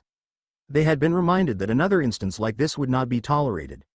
Fear was how Danzo stayed in control, and kept even hushed mutterings against him to a minimum. There was just one more thing that bothered him. Why keep 3 alive, and gruesomely murder the 4th? Did the kid have a psychotic fit? Maybe something related to suppressed rage? No, I think that the boy had nothing to do with that cretin's death. It was outside interference. Someone desperately wanted him alive. The manner of the killing showed that Goku's mysterious benefactor was both strong and serious. Danzo had been pushed onto the back foot, and he couldn't do anything to the kid until this unknown factor was accounted for. Very well, stranger. I will hold back in accordance with your wishes. But the moment you slip up, I will be there with your blood on my hands as I go for the kid. You'd better watch your back. What happened to you? Huh? Answer me. Kushina was livid. ISSS slipped, KKK. Goku stammered. Where? How? You incompetent idiot. Deep concern showed in her ultramarine blue eyes. She was grasping his left arm like a vice, threatening to cut off the blood supply forever. Her other hand was gently caressing his wounds, checking for infection. Minato stood a little distance off, face foreshadowed with thought. Makoto was also standing with him, keeping a solemn countenance. Goku felt most embarrassed by that. He made her worry about him. That was not responsible behavior. But, a part of him was doing cartwheels inside his mind. She is worried about me. Oh yes. Who did this thing to you? Tell me. Kushina was about to hold Goku in a strangling grip and choke the answer out of him, when she saw the black short sword dangling from his waistband. Oh, my word. That's the sword the Anbu uses. She kneeled, staring right into Goku's eyes, and asked the important question. Where did you get that sword? Goku was screwed. Bad mistake, that. Bringing the sword and lying about his fight. I'm sorry. After I dropped Makoto off at her house. Goku faltered. Kushina being livid was something he was used to, but her raised eyebrow at him eliminating the honorific from Makoto's name gave him pause. Go on. Well, 4 assassins happened to come attack me. Goku heard Makoto gasp. Minato started muttering something under his breath, Kushina released his arm, only to grab both his shoulders with the same crushing grip. Her eyes were calm and collected, despite the nature of the news. She made eye contact and maintained it. After a few silent seconds, she asked again. The sword. Where did you get it from? Oh, the assassin guys had them. I took this one from the one who died. I wanted to leave it in his grave, but it looked so useful, and I thought it fit me well, and... Cut the crap. You are sure that this is the exact sword you found on your attacker's person? Kushina interrupted Goku's explanation. Yes, Kushina, he replied, it was his sword. He used it to attack me. Now, can we get back to training? We have to go to the Sandaime with this. We have to ask about this outrageous attempt on your life. Minato had finally decided to step up and speak.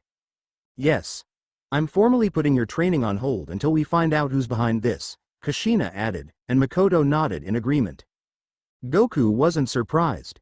He had come to realize that attempts on someone's life weren't simply overlooked because the bad guys were beaten up. That wasn't how it worked here. His Eminence, or was it his honor, was responsible for the peace here, not Goku himself. The Earth's special Z forces don't exist here, doofus. I'm not the final authority on the law, and I definitely don't count for anything compared to His Excellency. They turned and launched off, sprinting in that screwed-up way. Who the hell runs with their hands behind their freaking back all the time? He had tried that once before, and had fallen flat on his face after a couple of staggering steps. Goku merely shook his head, and followed. The bandages were done properly. He could move his legs and right arm as if they didn't exist. What they didn't take away, though, was the pain. This probably was another training exercise from the great evil genius. Kushina, you fiend. This was directly related to her telling him the basic field soldier drill in the beginning. A Konoha fighter, or shinobi as they were called, was part of military personnel, which meant certain rules of discipline had to be followed. She had also briefly touched on the concept of three-man cells, the efficient number required to complete almost any type of mission. While traversing the rooftops between the training grounds and HQ, Goku noticed Minato veer off to the right, stopping off at a standalone apartment, and knocking on the door. He sped up, gritting his teeth to fend off the sharp pains in his thighs, and asked Kushina, who is Minato calling upon, this early? Won't the person throw a tantrum right on his face? Kushina merely smiled. I see your bad attitude towards getting up early hasn't still been beaten out yet. Interesting. Her grin cracked open further when she saw Goku gulp. Anyway, he's gone there to personally call one of the village's great medical ninja to help you recover faster. It's quite the coincidence that you mentioned the word tantrum, though. Goku gulped again. Does that mean this person actually throws temper tantrums? How old is he? 6? 7? Kushina nodded, using her palms to clear the parapet of one rooftop, before taking a running jump over to the next one. This person is known far and wide for her tantrums. Although, she is the village's best. Her name is Tsunade. You might want to remember that. Tsunade, huh? It's quite the pretty name. Oh yeah, Goku remembered why he'd wanted to talk to Kushina in the first place. I learned the 10 jutsus you asked me to. Kushina skidded to a halt some distance away from HQ. How did you learn 10? She gave him an astounded look. I thought there were only 3 basic techniques in the book I gave you, and Minato said he didn't teach you a thing. Goku ran a hand through his hair, enjoying the moment. Any chance to see Kushina flustered was worth its weight in gold. Figure of speech, people. Chances don't have mass. Unless it's a fat chance. Heh. Walk, asterisk apologizes for this author's continuing bad puns and pathetic jokes. He has been sedated. With a baseball bat. Yeah. I tried out a couple of stuff Minato's been showing me over the last couple of days. Goku smiled sheepishly. As if he didn't realize how much he was bragging. I got the Rasengan to work, and in my guidebook, someone had hidden a secret page. Kushina was already strangling her dumbfuck of a boyfriend in her imagination. It wouldn't be long before she actually did it, though. What was on the page, Goku? She added an ominous tone to her voice, right at the end. So ominous, in fact, that Goku took an involuntary gulp, despite him completing the assignment. There were a few techniques on that. Something called summoning, one called shadow clone jutsu. Mother of God. Has Minato lost his mind? Why would he give a mere child forbidden ninjutsu? I'm going to rip that piece of crap anew. Let's go. Makoto was back, urging them on. This is not news that we should be keeping from the Hokage-sama any longer than we have to. Come on. Kushina nodded, and took a running jump over to the HQ building. Goku followed suit. This discussion of ours. Kushina shot a look at the boy. It isn't over, get it? Goku nodded agreement. I don't know what possessed you to give Goku forbidden, dangerous techniques to study, but, Minato, you've got another thing coming if you think you can get away with this. They all entered through the side entrance. The village didn't know much about the new guy, and making a grand appearance wasn't the wisest thing to do. Goku winced at the last landing. His foot had slipped on the rough floor, and his wound had opened up again. Blood soaked through the white of his bandages. He stumbled forward, and almost fell on his face. He limped over to the steps, and started climbing with his face scrunched up like a paper ball. Suddenly, he felt a hand on his shoulder, gently but firmly holding him in place. He looked up through teary eyes, and saw Makoto, with a concerned, slightly guilty expression on her face. You stay here, Goku, she said comfortingly. The Hokage doesn't need to actually see your wounds. He'll believe Minato and Kushina. You're obviously hurt badly. Come. She led him back down, and sat with him on the lowest step. Let's wait here for Minato and Tsunade to arrive. Goku nodded. They both gazed over the landscape in front of them. The HQ building was in the rear side of the village, and there was a natural slope to the ground from there to the main gates. Thus, from the HQ, one could see the entire village laid out like a three-dimensional map. The streets were laid out in a radial pattern, and they all ended at a ring road. The Uchiha enclosure lay in a district of its own, separated from the main village by a little distance. Development was beginning in the gap, but it still would be years before the Uchiha clan actually merged into the village properly. Goku studied the sword he'd acquired. It was deep black, and the sheath had no decorations on it. It was almost straight, with a small curve imperceptible to most eyes. It had a grip like a katana, which was all black as well. Closer examination of the blade showed a perfectly concealed pinhole, probably from where the wax inside the hollow blade mold had been drained off. Despite its interior being nothing but air, the sword was perfectly balanced, and very strongly built. It was a masterpiece. It's beautiful. Goku mused. I should train with this.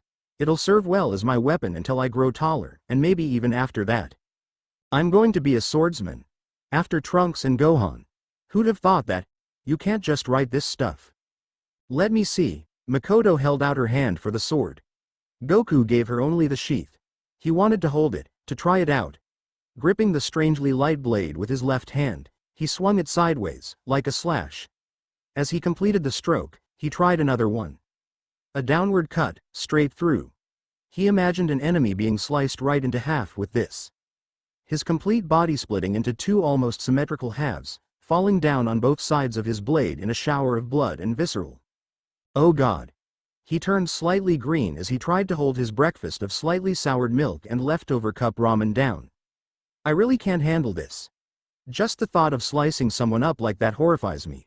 I'm going to have to train insanely hard to get over this inconvenient gag reflex if I'm going to be any good as a swordsman.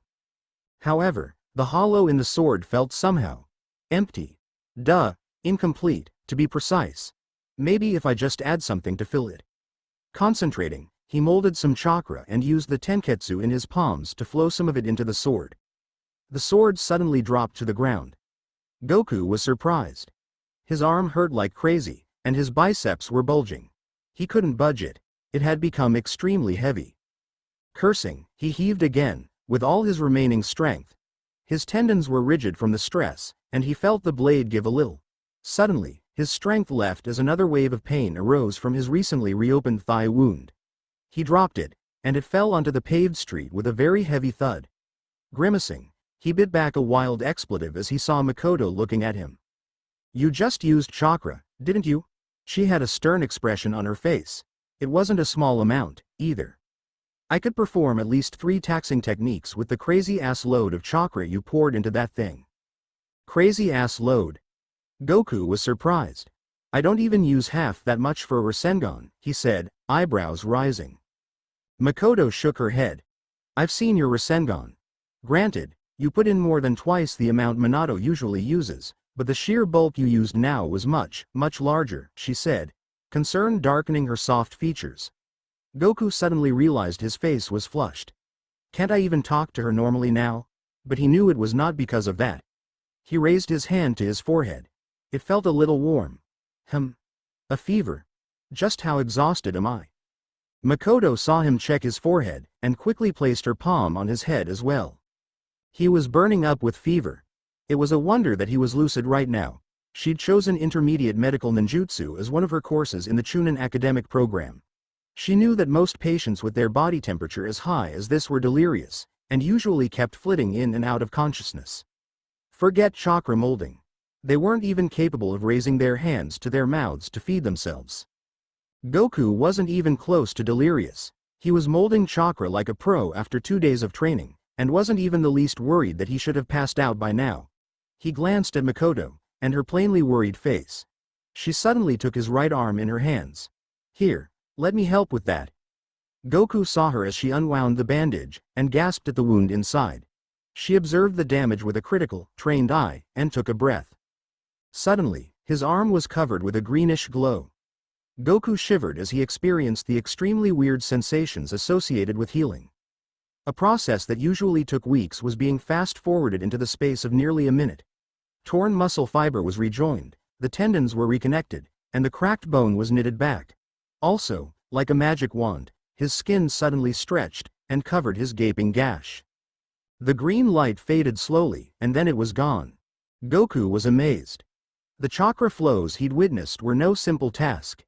Intricate patterns were created from chakra extruded into tiny thread-like flows.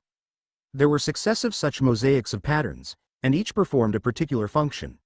One part initiated cell growth, another directed that cell growth to where it was needed, and yet another held the whole tissue together in its eventual final shape until the two growing torn or broken edges rejoined seamlessly. This couldn't be done to the entire wound at once. Separate parts had to be singled out, like the odd tendon here, the muscle there, and broken nerves in another place. Separate patterned flows had to be made, closed off into units, and then placed precisely on the injured area. Layer by layer, Makoto had reconstructed Goku's entire arm. Nobody had advised her to take ninjutsu. It was a topic only taken by those aspiring to be strong medical geniuses, or become professional civilian doctors. She'd taken it for the sheer challenge the course presented, and now she was very happy that that knowledge was being used to help her friend in a time of need. She wiped large drops of sweat from her forehead, and smiled at Goku. That's all I can do, I'm afraid, she said apologetically. The other wounds are beyond my skill level by far. Goku wasn't listening. He was looking at her with tears in his eyes. You did that. Very, very hard thing. For me. His voice was filled with gratitude. He held her hands in his own. Thank you, was all he could say before beaming a wide teary smile that seemed to split his face. Makoto couldn't help but smile too. They held those impossibly wide grins for a moment more, and would have kept them on for a further hour, if a certain Namikaze Minato hadn't cleared his throat loudly. Ahem. There was a blonde woman standing next to Minato. She had long hair tied back in a single ponytail, held by a red rubber ring. Whatever couldn't go back framed her face in a pretty way. There were bags under her eyes. Minato had probably waked her up. Goku gulped. He'd forgotten how early in the morning his training began. Just because his senseis were awake didn't mean the rest of the village was. She seemed more sulky than angry, though. She had a pout to her lips that made her look younger than she actually was. She's probably in her early 30s, I guess. Goku had the good sense to not say that out loud. Are you Tsunade-san? Goku ventured, as politely as he could. She nodded, grimacing. She gave him a perfunctory look over, and simply said, remove those bandages. Goku complied, slowly removing the white cloth from his thighs, abdomen and calf. Now sit back. She motioned for him to lean back on the step. As soon as his back touched the vertical part of the stone step, she brought her palms over his calf in a smooth, practiced motion. The same green light glowed around his entire lower body, covering all his leg wounds at once. The next few seconds were a crazed blur of pain, healing and chakra. Goku couldn't keep his eyes from blurring with tears as innumerable patterns overlapped and seemed to place themselves onto his wounds, like they were homing onto them. The torn parts didn't seem to rein it. They simply melted together, and voila, it was done. Goku heaved a huge breath he didn't realize he was holding. Tsunade simply moved over to the next area, not even glancing up at Goku's face. Another blitzkrieg 10 seconds later, it was complete. Goku tested his limbs, and stretched his abs. They were perfect. His body had broken a sweat, and it had caused the fever to break as well. He was well and truly healed. "Thanks a lot," he said to the still pouting lady. "You owe me one, kiddo." Goku wasn't sure whether she was talking to him or Minato. She simply turned a full 180 and walked away. Not much in the social sciences, huh? His eyes drifted over to Minato. He was smiling as well. Makoto was standing to his left, holding his shoulder in support. After a healing like that, bed rest was recommended. But this was an exceptional case, anyway. Goku bent down, hesitantly trying to lift the sword off the ground. He curled his fingers around the hilt, and sword flew straight up as he lost control of it for the second time. He was expecting it to weigh a ton. But, after he stopped holding it, the chakra inside it probably seeped out and returned the blade to its normal, super light form. All three of them looked upwards, watching as the sword became a black speck in the sky. Makoto gave a small strangled shriek. Goku looked at her, only to notice what was in her hands. The sheath. The sword had now become a deadly arrow that would kill anyone it landed upon. Goku snatched the sheath from Makoto's transfixed hands, and sprinted forward. He caught up with the sword's forward motion in no time and was quickly overtaking it, when he realized that something was different. He was faster now, much faster. He was leaping over longer distances with less effort than before. His arms felt strangely stronger and more agile. Oh yeah. Saiyan regeneration. Goku remembered the Saiyan race's ability to get stronger every time they recovered from a deadly wound. He could sense the immediate improvement in speed. He sidestepped a particularly tall building, and sprinted down the main road. Looking up, he saw the black speck slowly resolving into the sword it was. Putting all his effort into cutting left, he took a sharp turn at full speed, quite like a car, and ran down an alley. Alternating steps between buildings opposite to each other in the alley, he gained both height and horizontal distance. He was now merely a few feet from the landing site. Taking another superhuman leap, he jumped right off the roof of the building, and held out the sheath in front of him. The sword was growing in size quite fast now. It was going to come dangerously close to the ground in just a couple of seconds. He jumped clear off a roof, and over the wide street below. He wasn't aiming to clear it. The sword dropped at a crazy speed, right into the sheath. It was a moment of pure swag. He felt the thunk as the sword slipped in, the impact of the guard of the sword hitting the rim of the sheath jarring his entire arm. He spun in the air, rolling to land squarely on his feet, in a kneeling position. That felt awesome. The village was just starting to wake up, people getting out of their houses, mothers and grandmothers stepping out to do their grocery shopping for the day, men both young and old raising the metal shutters of their shops. It was the perfect morning, and this warm-up was the perfect start to the day. Goku drew a few stairs, but he didn't mind. He was healed, and the entire rest of the day had opened up for him. He got up, and started his run back. From the market central, it usually took him 25 seconds of parkour at his best, with a few chance open windows and alleys, to reach the HQ building. He knew immediately, though, that he was faster by far this time. Vegeta was proved right yet again. Goku was never happier about his Saiyan origins. Instead of training, I should simply get beaten up and have Makoto heal me. He mused. A smile crept up on his face, even imagining that scenario. Jumping over an entire roof, he skipped it entirely. He marveled at the crazy increase in his physical abilities.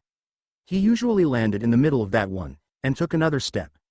A few adjustments needed to be made to his route the next time to account for this greater speed. Maybe some more time running down on the streets, a few larger, more ambitious jumps, and what else? Maybe he could refine Minato's Kanai instant transmission with him now. Taking his last sprint down the main boulevard of the village, he skidded to a halt in front of HQ. 17 seconds. Whoa. Tsunade had already left, and Minato and Kushina were heading up the side stairs, and into the building. Goku yelled out to them to wait up, and bounced up the stairs on light feet, taking them 4 at a time, sometimes even 5. You seem Faster, Minato was the first to comment. Makoto nodded in agreement. That's the thing. Where I come from, we have this special ability. Goku hadn't told them that he was a Saiyan. Despite his entire backstory being revealed, he had still kept this one secret to himself. He also hadn't mentioned that he used a different, currently depleted form of energy to fuel his attacks. That would come later. He had only known these guys for 4 days now. When we recover from any injury, we get stronger. The more mortal the wounds, the stronger we get on recovery. Minato gave a shrug. I'm not even surprised at that anymore. You have some crazy skills there. But that doesn't mean you simply get hurt like that, Makoto added, her voice full of concern. She seemed happy that he was better. Her eyes were full of relief. They had reached the main corridor. The Hokage's room was right in front of them. They could hear sounds of discussion from behind it. Kushina was already in there. Goku was happy that he didn't have to sit through the first few boring minutes, as they simply repeated the story. He usually arrived at the last minute, to save the day, or in this case, bring the important evidence as proof of their tale. Minato turned the handle. He motioned to follow. Goku glanced at Makoto. She looked at him as well, and gave a smile. Goku was grateful to Tsunade for healing him, but the only healing he remembered was Makoto's initial one on his hand. It was a beautiful gesture on her part. One he would never forget. Someday I'll return the favor, Makoto, definitely. Before Minato got the chance to open the door, it crashed open from the inside. As he was holding on to the handle, Minato flew into the room, and directly into his girlfriend, who was standing behind it. There was a nice thump as the couple landed in a compromising position. That wasn't too bad, until they held that position, for much longer than necessary. Makoto and Goku averted their eyes, blushing. The Hokage, being the perverted geezer that he was, looked on with merely a raised eyebrow. The two then realized where they were. Disentangling themselves from each other, they jumped up, and took a shaky step back, blazing red shades painted on both faces. Kushina shook it off, and suddenly started towards the door, again. Come on. Let's just go. Minato hesitated.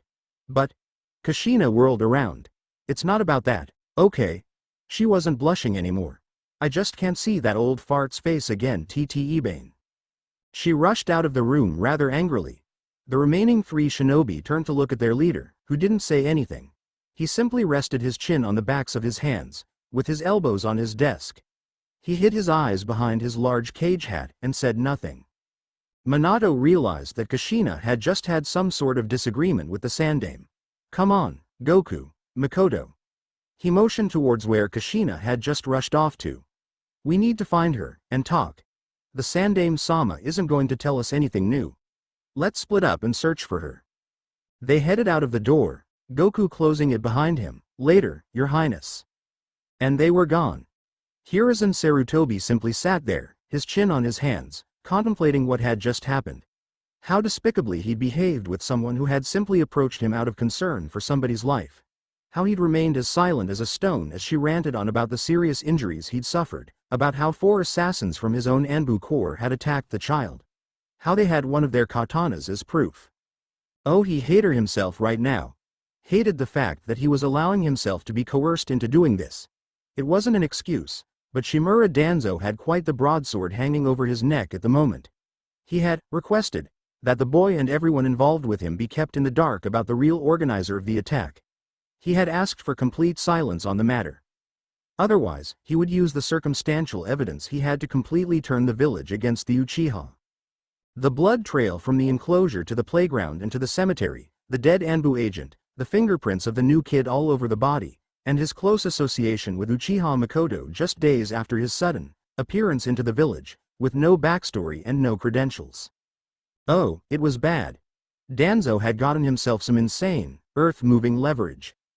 And it was going to give free rein to plan more such dastardly acts against the boy, and Hiruzen would have to agree to them for fear of a civil war breaking out in the crucial time of peace and rebuilding after the disastrous Second Shinobi War. He was being forced to abandon Goku to his fate, and drop him in Danzo's vile hands for the sake of the village. It wasn't even much of a decision, really. The village's integrity always came first. But he didn't have to like the choice he was making, or rather being forced to make. Goku, I'm really sorry for placing you under the radar. But you must understand that I am being held hostage because of my responsibilities. It shouldn't have happened, and I have no excuse for my actions. Perhaps it is time for me to step down as the Hokage. But Minato isn't ready yet, and Danzo would simply convince the elders of that. So, he'd assume the post if I vacated it. That simply isn't an acceptable outcome. So, please forgive me, Goku, for I'm bound by my own weakness. I only wish you the best, and hope you survive everything until I wrestle control back from that vile man.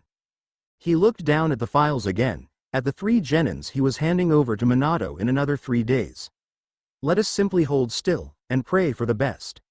A quite un-Hokage-like thought, but then Shimura Danzo was no ordinary mastermind. Take care of him, Minato. As soon as we exit the building, we should split up and search for Kushina. Minato had taken charge as soon as the trio had left the Hokage's chambers. They found the red-haired Uzumaki sitting on the same steps Goku had just gotten healed on a few minutes ago. She seemed unsure of whether to leave or to wait for her boyfriend and protege. As the 3 approached her, she simply stood up and walked on. Minato had a worried look on his face.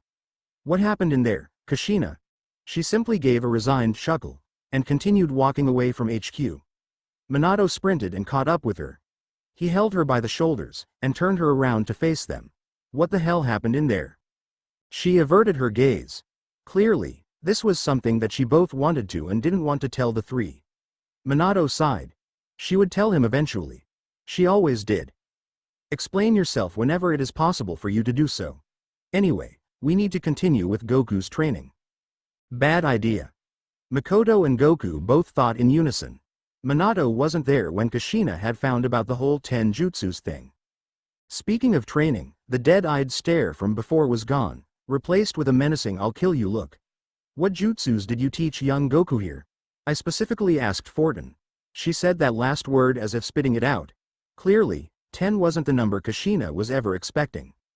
Minato gulped, although he had no idea what was going on. I taught him one, Kushina. Her glare continued, and its ferocity didn't budge an inch.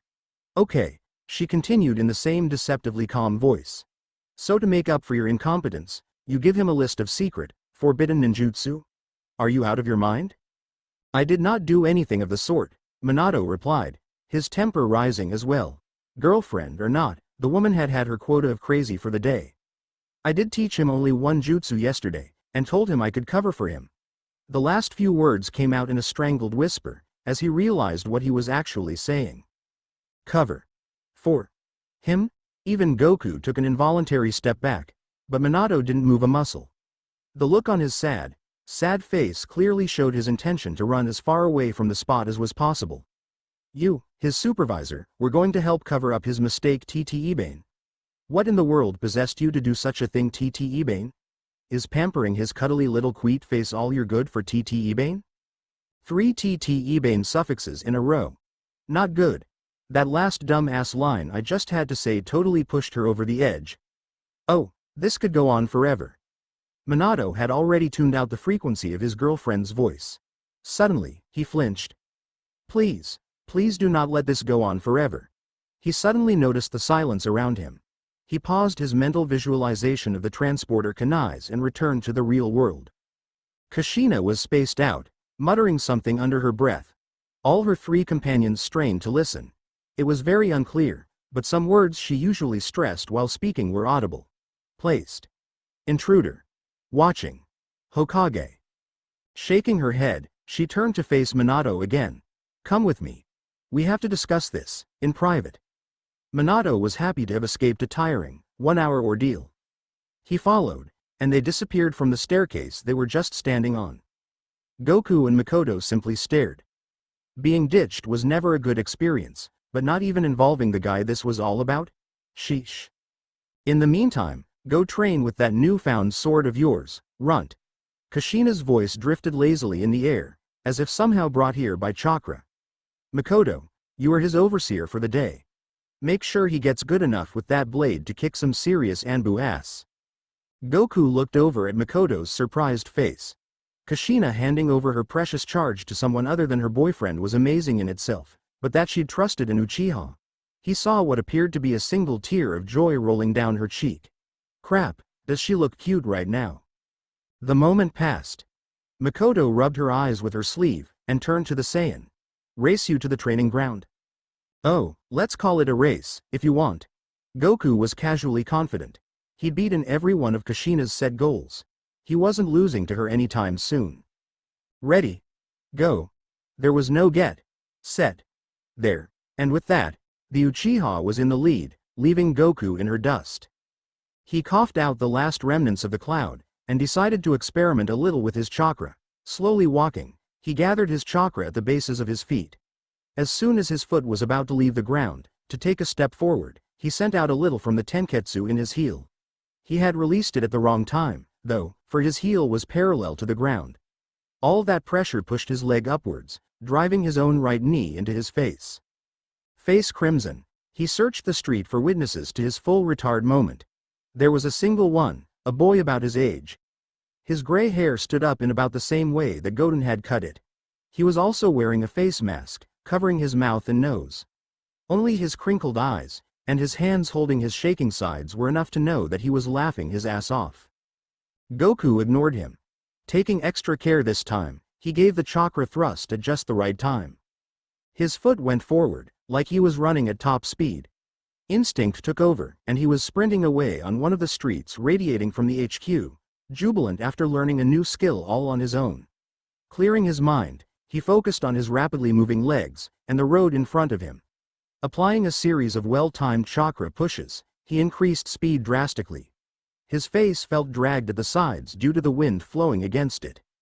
A wall approached, and he didn't jump to scale it the normal way. Sprinting, he simply placed his toes on the surface, and kept his heel parallel to the ground. Bearing down with all his weight on the toe, he shot a burst of chakra. He flew upwards, and cleared the building's facade, ending up on the rooftop. Taking another leap from there, he cleared 2 whole buildings, landing easily on the third. Interesting. This will save so much time, if I simply use enough power to lift myself off before I reach the building, and simply jump over it altogether.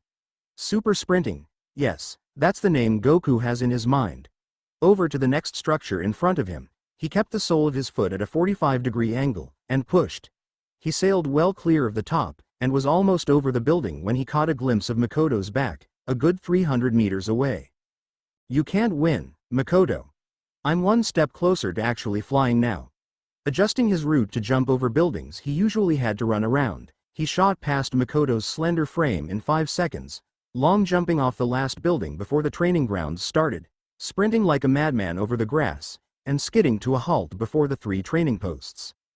He figured that in the future, as his running speed and chakra control grew, he would have to keep refining the distances that he ran along the ground, and those he spent traversing the skyline. Sure, once he got fast enough, there would be no need to keep up this tiresome calculation. He would simply go aerial, because the view was better from up there. A bird's eye view of the village was a spectacular sight to behold, especially early in the morning. Ah, the joys of youth. Makoto had also arrived. Goku noticed a flash of movement, and spun around, already trying to anticipate the attack. The kunai in her hand missed his shoulder by a distance, as he continued his spin, putting his foot out to try and get her to lose balance. She jumped up and forwards, dodging the tackle, and grabbed the blade with both hands, driving it down at his heart. Clang! There was the sweet ring of metal against metal, as Goku drew his short sword in the nick of time. Holding it awkwardly, like one would a stabbing dagger, he'd only partly taken it out of its sheath, enough to deflect the kunai with the inch of blade right next to the crossguard. Taking a step back, Goku changed his hold on the hilt, bringing the entire blade out. Lowering his stance, he concentrated, taking deep, measured breaths. This weapon is nothing but a part of my body. An extension of my arm, that's all. My right arm has simply gotten longer, and has somehow gotten sharper. I must fight my normal martial arts with that in mind. This was simply psychological training. All he had to do was pretend the sword was his arm, and everything would be all right. As Makoto charged a second time, now with 2 blades, he replied with a jab with his right fist. Makoto staggered her approach, bending to her right to let the blade pass her head, and threw one of the kunai, again aiming for his vital organs. Okay, simply bring down your arm to fend off the attack. Oh crap! Pain throbbed through his forearm. The blade was simply an afterimage of the first one. Makoto had used the time he needed to block the fake kunai and come close, and had landed a hit. Goku took another step back. Makoto relaxed a little, just enough to notice. Goku suddenly placed his foot front, like a video running in fast rewind. Holding his sword with both hands, he swung with all his strength, in a horizontal strike. Makoto smiled. This guy is like a little child. He's never handled a sword before. This is all instinct. Not bad, but one needs to use brains to fight with a weapon, unlike taijutsu. Ducking under the arc of the sword's motion, she neatly tapped the fulcrum of the move with her kunai. She saw Goku's eyes widen as he suddenly lost control of the sword, letting it slip out. Anyone can break an amateur's grip like that, no matter how hard you hold the hilt. Looks like I'll have to teach you more than the basics. But first things first. I'll totally own you in this little match. She took a step back. There was no danger to a retreat.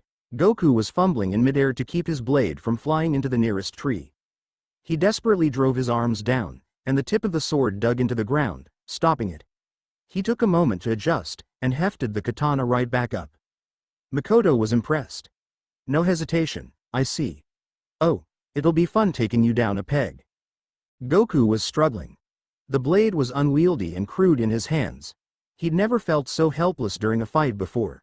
Of course, he could chuck the useless katana and whop Makoto's ass with his bare hands, but what was the challenge in that? Kushina wanted him to learn sword fighting technique, and he was not going to invite another lecture on incapability onto himself. Makoto smiled. Is she planning to use this handicap I gave her to the maximum? Of course, she's Kushina's stand-in for the day. Unless I eat dirt at her feet, she won't consider it over. All of a sudden, there were 2 more blades in her hands. And 2 more. In the gaps between her fingers, she held 6 kunai. The dexterity with which she'd removed them showed that she was adept at this sort of stuff. Goku gulped. He was clumsy and ineffective against one. Makoto made a sudden motion, and 2 of the blades headed towards him. He lifted his blade, but it was a little too late, considering it an extension of his arm had made him dismiss its negligible, but still existent weight. The kunai grazed his forearm, and he winced. He managed to dodge the other one by the skin of his teeth. Following the blades with his eyes, he saw as a hand materialized around both of them. Makoto had gone behind him in the meantime. He jumped to avoid the twin uppercuts. Makoto threw her blades at him again. He writhed and contorted his body, much like a cartoon character, to let the 2 weapons through. Twisting upwards, he craned his neck to see what lay behind him. He wouldn't be surprised again, and yet, he was. Makoto was up there, and she caught the kunai. Now, attacking with all 6, she thrust with spiked hands. Goku brought up his sword, and the blades clinked as they were stopped by the black metal. Goku landed awkwardly, and had no time to react as Makoto started a ferocious combo offensive. Throwing 4 blades upward, she attacked using the other 2. Goku managed to counter one with the flat of his blade, and sent the other flying out of her hand with the hilt. In a moment, Makoto jumped and caught 2 of the blades she'd thrown upwards. Rolling, she landed up behind Goku, aiming for the base of the neck. Goku desperately blocked it with an off-balance thrust of his sword, behind his back. The speed with which she recovered from a failed attempt was impressive. Chucking the 2 she was using right back up, she jumped to catch another pair. This gave Goku a moment of respite. He fired up his chakra circulatory system, and launched upwards. As he approached Makoto's spinning form, he used his upwards velocity and thrust his sword. She casually blocked it with her kunai. Pumping a minuscule amount into the hollow in the blade, he pushed a little more. The extra weight drove the tip of the blade right into the kunai, shattering it. Makoto's eyes widened in shock. She reached sideways and picked up another kunai from the ones around her. She must be using chakra to keep them up there.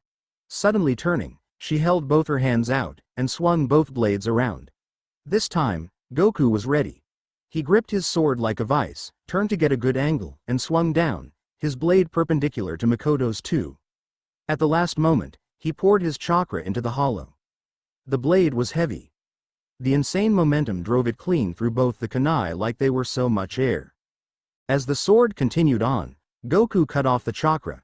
It was too late, however, to stop the swing. The sword flew out of his hands as he lost his grip for the 3rd time that day. It drove itself into the trunk of a tree a good 20 yards out, Makoto smirked.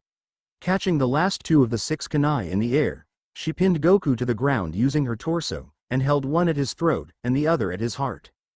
I win. She exhaled deeply. Both of them were sweating from the exertion. Goku nodded, accepting his defeat. He still had a ways to go with his swordmanship, but, given his training rate, he figured he could at least have the basics down before the next 3 days were up. His eyes met Makoto's, and lingered there. She seemed triumphant, with just a little hint of impressed on the side. Looks like I wasn't a total loser, then. Ahem. Both of them started violently. Kushina and Minato were back. Makoto flashed a little victory smile. In the mid-morning sunlight, with God rays filtering through her deep, black hair, she seemed like a surreal vision, a breathtaking spectacle. Goku then realized what he was just thinking about. He reddened like Chi-Chi's face when she was angry. Why, Dend? Why this? Well, I guess everything has a price, doesn't it? So. Kushina had regained her former demeanor. Sword practice. Without a sword, too.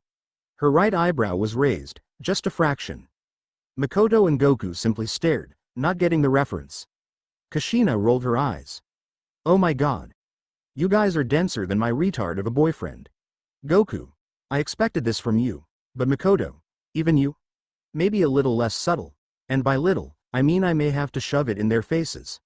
Let's go in stages. Let's see at which point they finally get it. In that position, both continued staring like so many dead, extracted eyeballs. She tried a little more direct.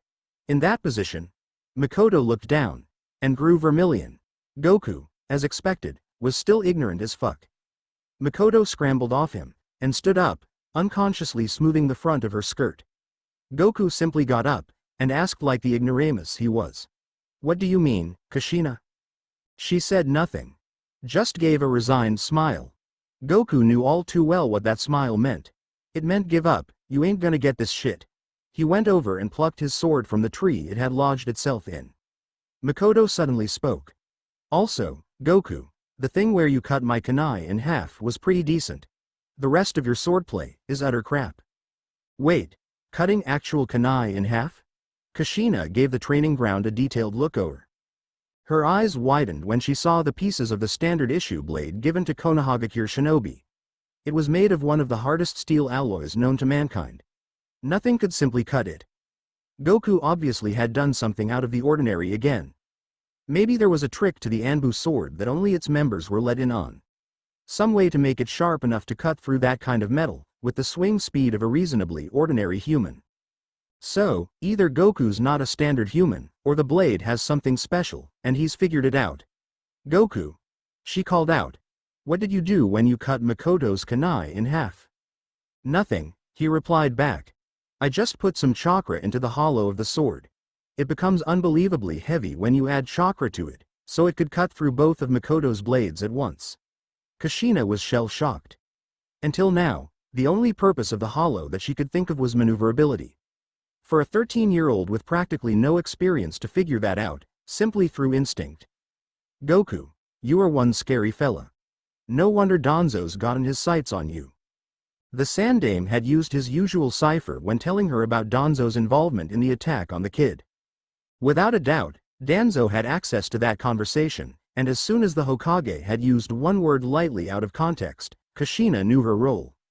She would keep asking questions to which Sarutobi Hiruzen would give inconclusive answers to, and pretend to get frustrated and storm out of the office, as if she hadn't even gotten a tiny bit of intel from him.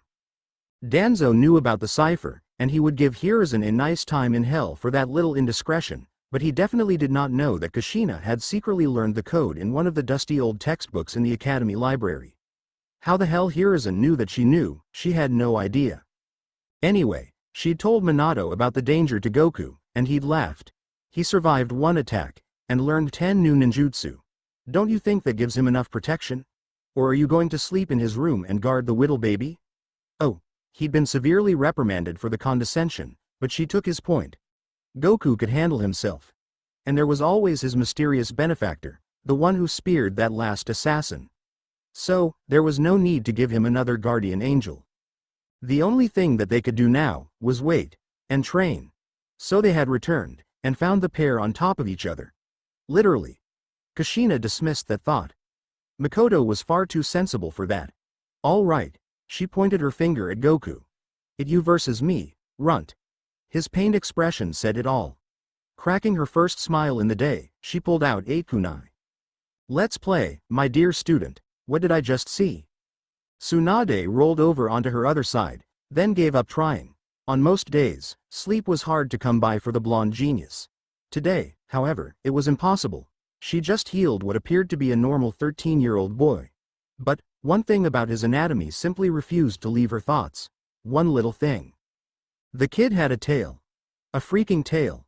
As was her habit, she'd done a preliminary structural analysis of the kid before healing him. Standard medical practice, so that any differences in anatomy would not be overlooked and healed incorrectly. She had only woken up and come because she owed Jiraiya's damn student a favor. She'd simply brushed over the larger lungs, stronger heart and more flexible muscles as good genes, but the tail had plucked her right out of her drowsiness. She'd seen experimental humans before. Orochimaru was especially proud of his playthings, as he called them. This tail, though, did not seem like one of his creations. It was something he would never do.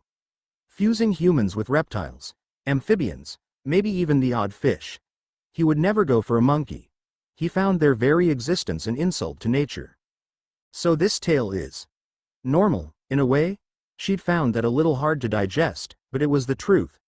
This kid Minato had somehow found in the forest wasn't human. He was definitely a different species. The rest of his body was perfectly normal, except that it seemed suited for combat in every way. No structural defects, perfect bones, increased lung volume, stronger heart muscles, and just the most exquisite set of teeth she'd ever seen.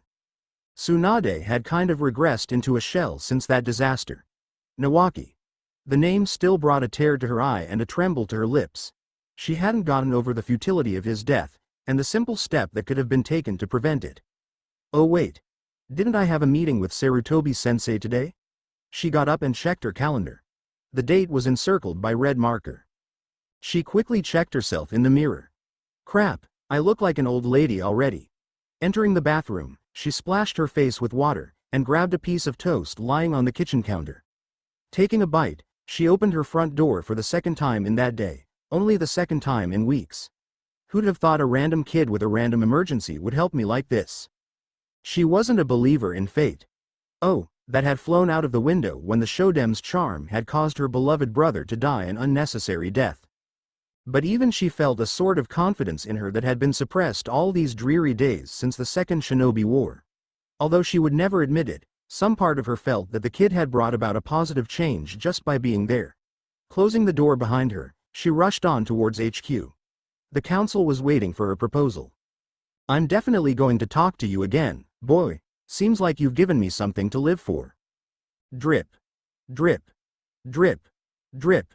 Sharp. Metallic. Oh, so alluring. Ah arg. He ran a hand across the body beneath him. He couldn't help it. He shivered, the excitement welling up inside him, erupting all at once. The pale man bit down on his lower lip. Not being able to hold it in any longer, he descended with a hiss, sharing in his victim's ecstasy as his teeth sunk into flesh, ripping a chunk out. He drew back, the sides of his mouth stained red now. Ah. I can't have you collapsing so soon. Stay with me. SSSSSSSS stay with me. The creature named Orochimaru suppressed the shiver yet again. He frowned, when the broken man in front of him let out a weak whimper. Stay with me. The light seemed to dim around him.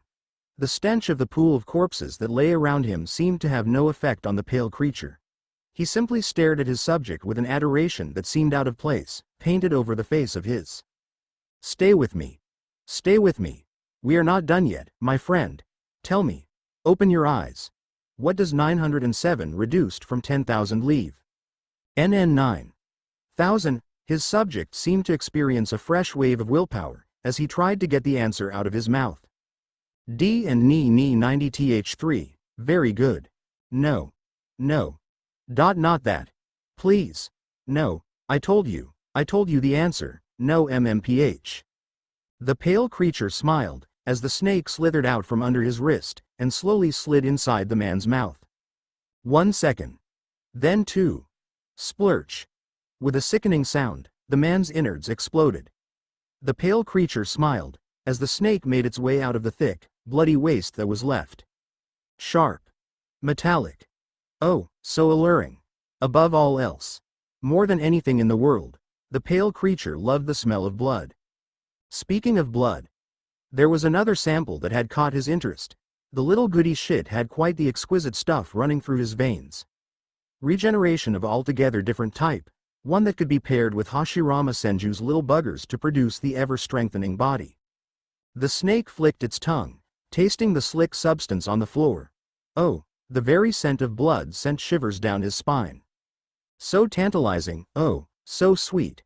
He extracted a surgical blade from his waistband. He always kept one of these beauties at hand, lest the urge to mutilate someone strike him at an odd hour. He could make do with a kunai, but those things were so messy, crude and useless. Nothing beat the precise cuts this made. Nothing even came close to the level of physical torture he could exact using one of these, and nothing else. He had a petri dish prepared. The boy's cells had to be properly diffused into the Senju tissue. It was a perfect replica of a human calf muscle, only smaller. Taking the blade into his thumb and forefinger, he made an incision about halfway up. The already contracted muscle tissue split apart, like a stretched rubber band being slowly cut into. He placed the blade in a sterilizing solution, and it went back into the folds of his haramaki. No need to waste good steel blades. Stealing more from Tsunade's ever-so-awesome collection would arouse suspicion. He looked at the muscle. Hashirama's cells had already started regenerating the tissue. However, there was something different about this. It was generating far more cells than usual. Instead of simply healing the wound to its previous form, it was building on the muscle, strengthening it. His dead snake eyes gleamed with ecstasy. What had formed was an improvement of the original, as if injuring the tissue and then subsequently healing it was a good thing. He'd found the perfect improvement to the Shode's cells. The cells he'd managed to harvest from the few drops of blood were far too few to cultivate on their own. He needed samples. Which brings us to the most exciting part of the day. He had found a new plaything. All he needed to do now was to bring it home and play with it. He picked up the small muscle. It had grown quite a bit. The blood that had escaped when he cut it still lay splattered on the reformed tissue. Lifting it to his mouth, he licked it off. Then, in a sudden motion, he dropped the piece of meat onto his tongue. It slid back, taking the piece with it. Sharp. Metallic. Oh, so alluring. Orochimaru simply loved the taste of blood, as well. Right. Let's get this over with. Hitaki Kakashi was not someone who enjoyed socializing. Or any human interaction at all. His entire life revolved around one thing. Training. The only reason his grades were far above even the self-proclaimed geniuses of his batch in the academy were because of his own hard work and perseverance. After what had happened to his father, he had resolved to never break a single guideline in his life. He followed the rules strictly, upheld them in front of everyone, and treated those who broke them with much greater disdain than he usually showed the rest of the imbeciles in his batch. Seriously. Everyone in his dope retarded batch deserved to die. As he walked down the road to the training grounds, he held in his hand his only treasured possession. The first copy of Icha Icha Paradaisu, Jiraiya Sama's first novel. Oh, the glorious makeout scenes, the dashing foreplay, the bold locations. Hurry up and write a sequel already, old man. People gave him suspicious glances as he crossed the main market district. As the son of the infamous White Fang, he was treated with mixed emotions. Some still existed who gave him sincere smiles, acknowledging his father's efforts. Most shunned him, muttering under their breath about betrayal and treason. He didn't care anymore. He decided to live his life on the damn straight and narrow, and he was going to do just that. At the team selection meeting at the academy a few days ago, he'd stayed in the far back, avoiding eye contact, and drawing his mask up, giving off a hostile aura that no one dared to encounter. There was a designated 5-feet circle around him where no one had the balls to sit, forget converse with the gray-haired topper. As he'd run his eyes over the class, he did what he loved best. Judge everyone sitting there with a cynical eye. Oh, look at that pretentious bitch. Kurenai, you aren't that hot. Get over yourself, he mused, ignoring the sudden flutters his heart gave when he saw those red eyes, perfectly matching her lips. He had nearly put a kunai through his own skull at that point. Damn, She's too hard to even judge. Moving on. His eyes scanned the room for potential scapegoats. And latched on to the biggest show-off of all. Sarutobi fucking Asuma. Just because your daddy's the village top brass doesn't give you a free pass with the ladies. You and your retarded specially fashioned blades. Who but the Hokage's son would be so spoiled as to get his own custom blades? I'd doff my cap to your uselessness. Moving on. Oh, his favorite victim. Made a guy. Oh, tough guy, thinks he can become something without chakra molding, huh? Newsflash, bozo. On your side of the fence, the grass ain't green and the girls ain't pretty. He felt quite pleased with himself. He'd inflicted what he thought was some serious burn on 3 dumb fucks who deserved it. He caught someone staring at him. Oh God. He fought with his gag reflex as he saw who it was. Guy. Why is Guy staring at me? Oh, Kami-sama, the humiliation. And Team 7 will contain. The sensei's voice cut through his mental rant. Hitaki Kakashi. Kakashi looked up. Even though he didn't really care, he was a bit interested in seeing which 2 fools would he have to cover for in the missions they were forced to undertake together. Nohara Rin. Okay. That isn't actually half bad. Rin was one of the few, too, rather, who didn't look at him with a gaze that said just go die already. Quite the contrary. It almost felt like happiness. He was getting the same vibe from her at that moment as well. I think my life as a genin won't suck too bad. Uchiha Obito. Kakashi's head hitting the wooden desk resonated through the classroom. Why him? That bumbling, clumsy-ass fool. He got up in protest. Sensei. Why is he in our team? He ignored Obito's indignant pout and Rin's widened eyes. The overworked genin instructor let out a humongous sigh. Can't I just get a B-rank mission where I get killed or something? Why does every batch have to have such eccentric personalities? Sandame-sama, I'm retiring. If you would sit down, Hitaki-kun, he said resignedly, I don't think I need to explain to you why teams are made with balance as the main objective. You being the best in the class, and Rin-chan above average, it was only fair to put in Obito-kun. He gave a disdainful glance at Obito. The worst in our class. Everyone in class snickered. Obito had hung his head down in shame, and Rin was looking at him with guilt.